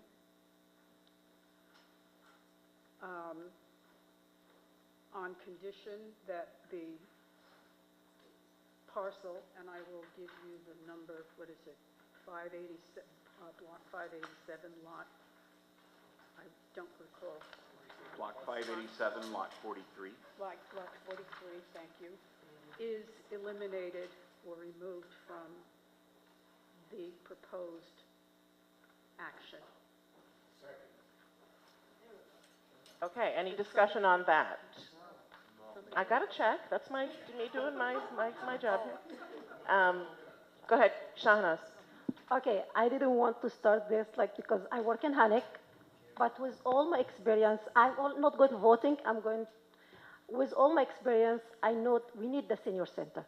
We need not the senior center, the senior housing, and also at the same time, we don't want the rezoning for the area as what we discussed now, but Also, we need to talk about like the people who came here today and they was talking about the owner of the houses and the rezoning, as Rod said, no, Rod, Ryan, Tom said the tax will be higher. That's why also like is really excuse me? Okay. That's why, but I'm not going to vote. I support like what we discussed now because it's really important for the community to get another senior housing. Okay, anyone else? A clarifying question. Does that also, Ms. Liz's first proposal was to also include that the new rezoning adhere to the context of the neighborhood? Is that what also is carried over to this new proposal? No, because she's basically saying to take that lot across the street off the table. Okay. Yeah. But there's no discussion about the height of the building in this one? What, across the way? Of the senior housing. Of the existing proposal? You know what, for the sake of time, I retract, it's fine. We're not, you know, the development proposal is what it is. The zoning would allow that kind of proposal. So in effect, you're saying that it's okay to go up 13 stories now. Okay. Okay, and you know, we have nothing to say really about the development proposal itself as long as it conforms and complies with the zone. Okay. Then She's answering.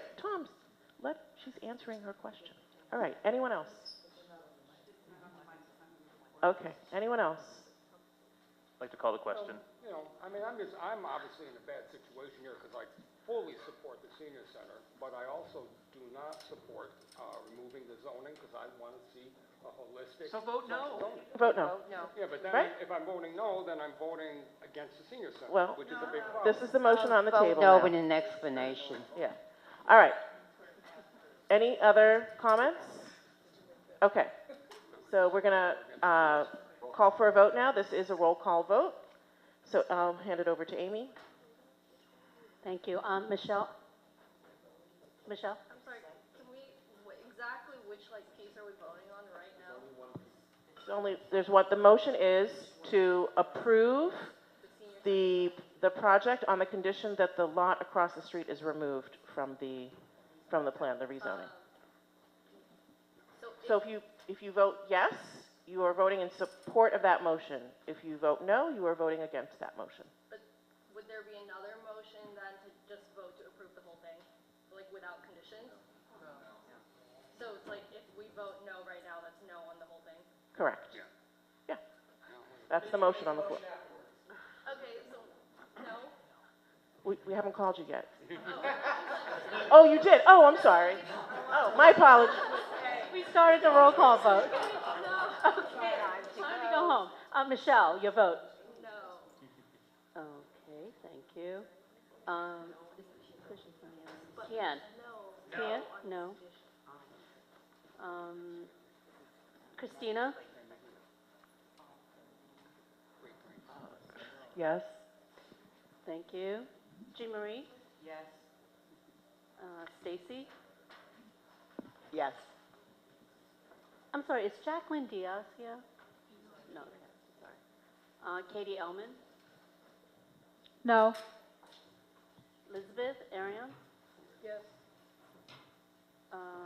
Robert Felto? Is Robert here? No. I'm sorry? No. No, thank you. Dean Faratovic? Yes. Adam Fisher-Cox? Yes. Frank Fredericks? Yes. Shahana Samdi? Abstain. Oh, thank you. Cannot vote. Yeah, I cannot vote. Okay. Evie? Yes. Oh, sorry. I'm sorry. I'll come back to you. Christopher? Chris? Yes. Amy Hauser, yes. Jacqueline is not right. Richard Kuzami? No. Raga? No. She left, sorry. Nas? Yes. Patricia? No. Brian? Martinez? Yes. Amin Mehdi? Yes, but with the condition that they need to have for the. Sorry. I like to have the seniors center, but no. Andres? Yes. Thank you. Stella's not here. Dino? Yes. Phyllis? Yes. Juliet? Yes. Rosemary's not here. Thomas Bryant? Yeah. Plinia? Yes. Dominic's not here, right? Marie Torniali? Yes. Rod Todd? Yes. Thank you. Ryan? Yes. Mario? Yes. Kathleen? Yes. Quinella? Corinne? Yes. Thomas? Can I say no with explanation? I believe I can vote no. Pablo? Yeah, I don't want to be on the record as voting no. All right, hold on. It's going to take me a while to. Oh, and Evie. Evie's a yes. Thank you. Amy, did you count my vote as a no or yes? Yeah, because without any parking spot, how they're gonna? Yes, no, because I want some of the parking. They need to have. How they gonna- Is it yes or no on the motion? No. Okay, there we go. All right. Okay, so while Amy is tallying, Liz, is there anything else that you want to, Well, or Andreas? still on this, when the motion itself mentions just the rezoning, I think, I don't know, you decide, should we focus on that UDAP? The disposition of the Do you want to property? talk into the mic, Oh, about the UDAP? Do we need to vote on that separately? Well, it wasn't mentioned in the motion. We just were talking about the zoning, and that's, so, help me here, Colin, technicalities here. I think it's up to your interpretation. It sounded like the board understood it to mean the entire project, but that's not what you meant. I'm sorry, what? I leave it to the board how they interpreted it. You meant, if you voted on the entire project versus just that Okay. action, I'm not sure how you meant that. Okay, so all actions, all three actions are included Yeah. in that vote? I think so. Okay. Okay, great. Okay, so the results were 23 in favor, 10 against, and 1 couldn't vote. Yeah. So cannot vote is different than abstain. That's right. Okay. So cannot vote is because there's a conflict of interest. All right. Anything else, Liz, about, yeah. I just wanted to refocus on the Long Island City issue and mention again about, that was mentioned before, there is a public hearing, joint public hearing with Board 2 at LaGuardia Community College tomorrow at 6 o'clock. And we have been receiving in the office a couple of support, a few supports, but they're form letters. I don't know how many we have received at this point. I haven't gone through them because I only got them late in the evening, late in the day. We're going to pick this up next month, and I also urge you to watch the June 4th presentation we're going to have from an urban planner, a consultant that we have going, evaluating the proposed developments under the new zoning. He's really terrific in terms of explaining it, getting it down to a very good understanding. He also will talk about ways that you can approach it for your thinking, and how you can consider the proposals for your vote. He's going to do that at our meeting on June 4th at 6:30, and you'll get notices from the office. And also, I believe he's scheduled to come on the 17th to give his presentation to the full board. And he will be available to ask questions and get explanations. And we will have to vote on that night because I believe the clock will expire. It's our last meeting anyway before the summer recess. So in the meantime, you'll get a report from the committee, but I do really urge you to become familiar with it and watch it. That's really all I have. Yeah, I want to echo that because our June 17th meeting, we're going to also be taking public comment. So the more that you learn before that meeting, so by watching the land use meeting on June 4th, the fewer questions that we'll have to ask, because those can be asked there, and then we just really focus on any outstanding questions as a board on that day. So please, June 4th, attend. It's on Zoom. Tomorrow, again, like Liz said, is the joint CB1, CB2 special public hearing that we're doing because a lot of people want to speak about the project. That's at LaGuardia. You can also watch that virtually, but also encourage you to attend as board members as well. So thank you so much, Liz. Okay, moving on. We are going to legal, legislative, parliamentary. Rod, any? No report. Meeting soon, and parliamentary training in early September. Okay. So it'll be fresh in everyone's mind when we get up. I know some of these things get confusing, motion, amendment, what were you talking about? But the training seemed to be very helpful to those who attended last year. I encourage everybody to do so in September. Thank you. All right, Parks, Richard? Yes, we had a meeting when we brought in Alejandra Venegas from Partnerships for Parks to explain what they do, their programs, and also our new district manager, Laura Nunez, joined us. And I expect great things out of both of them. It was a great program. Our next meeting will be June 9th, and you can check your agenda for what we'll be putting together yet. Also, we had some good news. PS2 recently had a few years ago had a playground renovated. At that point, it had been a neighborhood shared playground, but they closed it to the neighborhood kids. Well, we sent a letter asking them to reopen it as a neighborhood kids facility, and they announced that they are in fact doing that. And I'd like to thank Liz for supporting us also on that. She lives in the neighborhood, so it's she needs a playground. Yeah. Especially after tonight, right? Also, Yeah. Rainey Park is open too. Yes, Rainey Park opened up last week also. Mm-hmm. Yep. Sorry? Yes. Yeah. Okay. All right, thank you, Richard. Anything else? Okay. No, that's it. Thanks. Okay, great. Public safety. I want to thank Chris for sitting in for Tyrone tonight. Yeah, it was kind of fun to do once. No, I am happy to do it. So public safety, we had to cancel our most recent meeting because the public affairs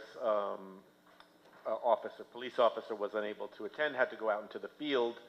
We didn't have a backup, so we're going to make sure that we ask the district manager to work with the precinct to try to avoid that happening again, and also that we have a backup topic to cover. But having said that, we do have a full agenda planned for the next meeting, which is June 17.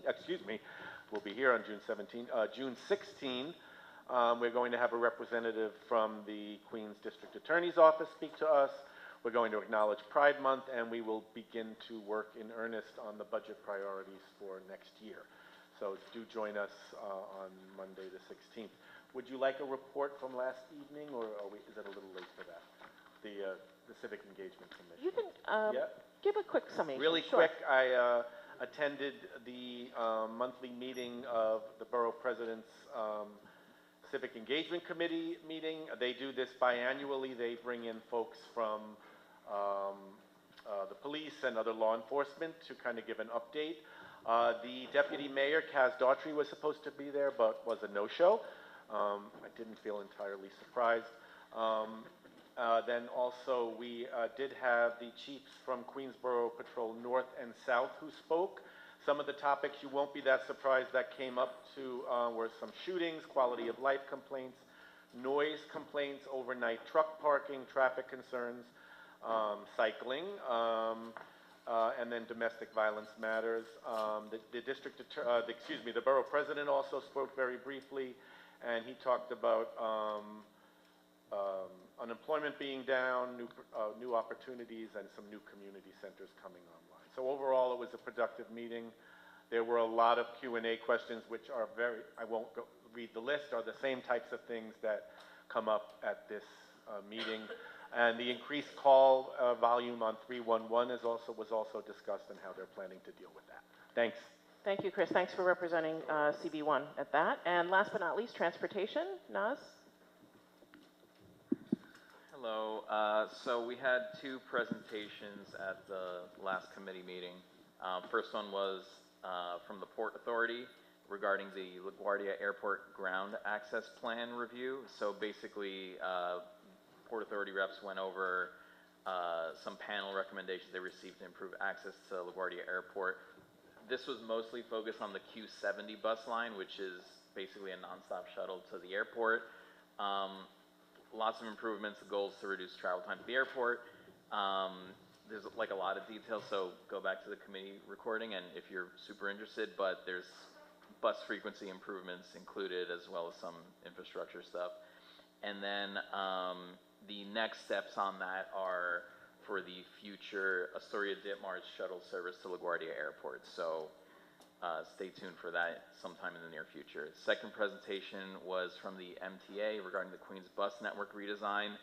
A huge amount of changes, but there's a really good website where you can sort of see how your route is affected and going to change, mta.info/queensbus. The highlight is basically that the changes are going to happen in two phases. A majority of them will begin June 29th. There should be signage already on bus stops that are going to be experiencing changes, and the remainder implemented by August 31st. And that's pretty much it. I'll keep it short. Have a good night. Thank you so much. Just Chris alluded to it, but reminder to all the committees, and especially the committee chairs, that in September we will hold a public hearing about the priorities for the capital and expense budget. It's going to be that time again. So please, as you have your final meetings of the year, make sure you're looking at what your committee submitted last year or any changes that you want to discuss, and also like what kind of research you might do to inform what you feed to the community board budget in the fall. Okay? So just putting that little bug in the air again. With that, any old business, new business? No? Okay. Elected, if you could keep it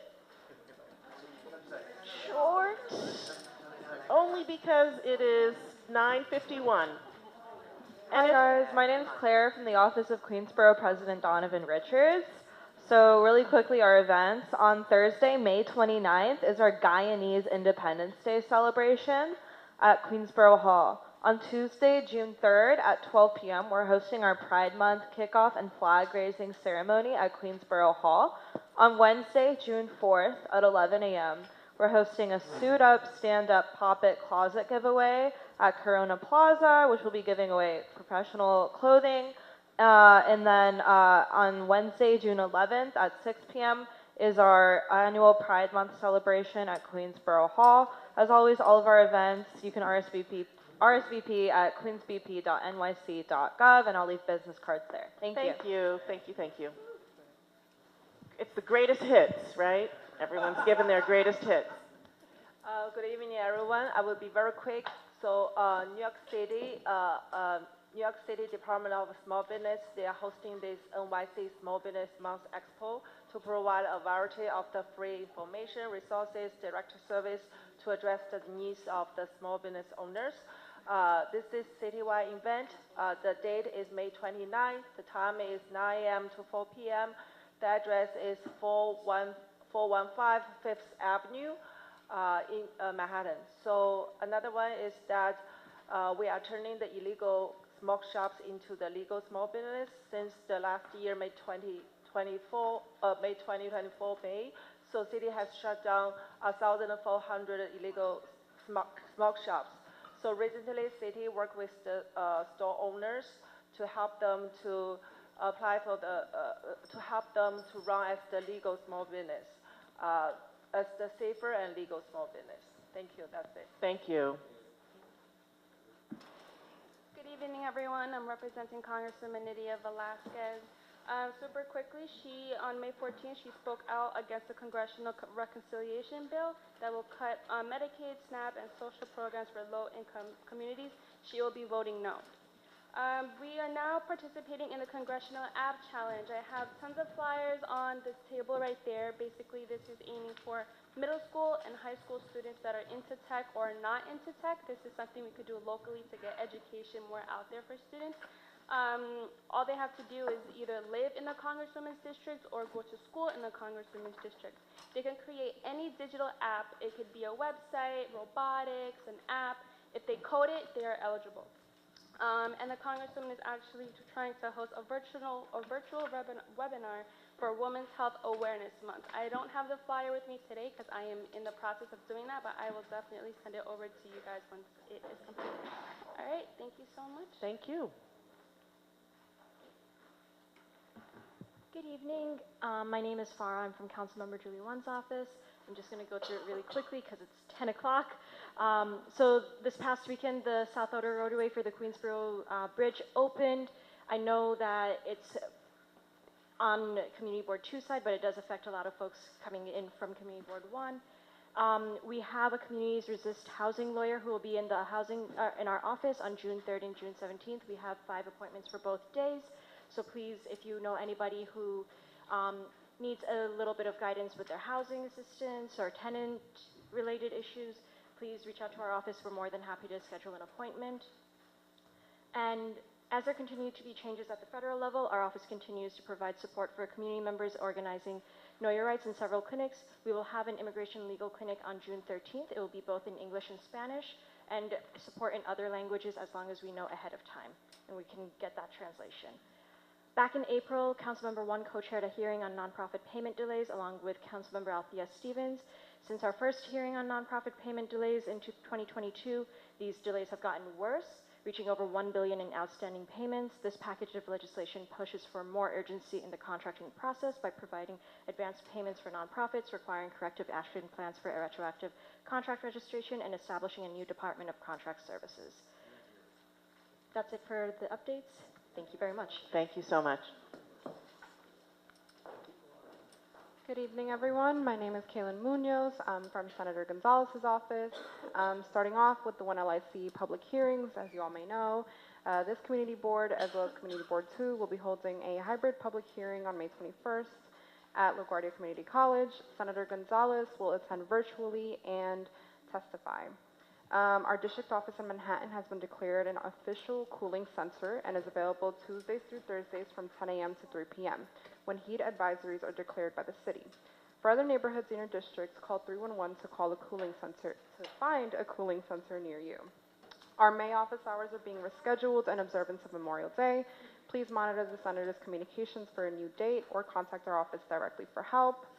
Our office attended the Queensbridge Mother's Day barbecue, where we presented certificates to those who contribute so much to the Queensbridge community. The long-awaited Queensboro Bridge pedestrian and bike pathway is finally open, and it's a big win for transportation justice in Western Queens. After years of advocacy, the senator's letter to the city when the mayor stalled on its opening, we now have a safer, dedicated route connecting boroughs for commuters, bikers, and walkers alike.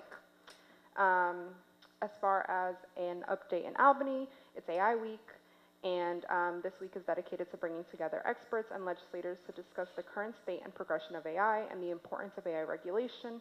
Additionally, part of AI Week is focused on combating the current federal administration's proposals to stop state and city-level AI legislation, something the senator is strongly against to protect people over big tech. Thank you. Good night, everyone. Thank you so much. Hi, everyone. Tessa from Councilmember Caban's office. A few events I want to highlight for everybody. On Monday, June 2nd, we're holding a kickoff event for a community-driven planning process for Council District 22. So that's Astoria, parts of East Elmhurst, and Jackson Heights. And so please come out and share your perspective with the council member and the New York City Council land use team on key issues such as housing, streets, parks, and more. The event's going to be at the PS 85 Annex. You can RSVP using the QR code on the flyer that I left over there, and also just talk to me if you want to RSVP. We're having an HPD in your district event on June 6th. So in our district office, you can come meet with a representative from HPD about affordable housing applications, violations, understanding your rights, responsibilities as a tenant or a landlord, and additional housing-related issues. We're also having our regular immigration and housing legal consultations this month on typical dates. You can call our office about those. Participatory budgeting results are in. So for Council District 22, we got 3,600 votes. And so what won is youth mental health programming, know your rights, deportation defense workshops, more trash bins, which I know everybody loves, theater programming, tech upgrades for schools, and auditorium upgrades. And additionally, we're hoping to pass this week, or next week, a bill to add transparency and accountability to applications for DSS, applicants. So that's something we're looking forward to. Thank you. Thank you. Hi all, good evening. My name is Kazi Mariam, and I'm from Assembly Member Stephen Raga's office. Some legislative and budget updates I want to share with you all. We were able to secure $110 million from Mitchell-Lama capital improvement funding, with $30 million specifically for New York City units.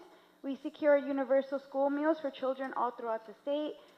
Co-sponsored A6955 due to rapid growth of a lithium-ion battery energy storage facilities in residential communities across New York, often without adequate notice or input from local residents. This bill would implement essential safeguards, including larger setbacks, restrictions on setting in residential and commercial areas, and stronger community engagement requirements. Last month, we had Earth Day of Action.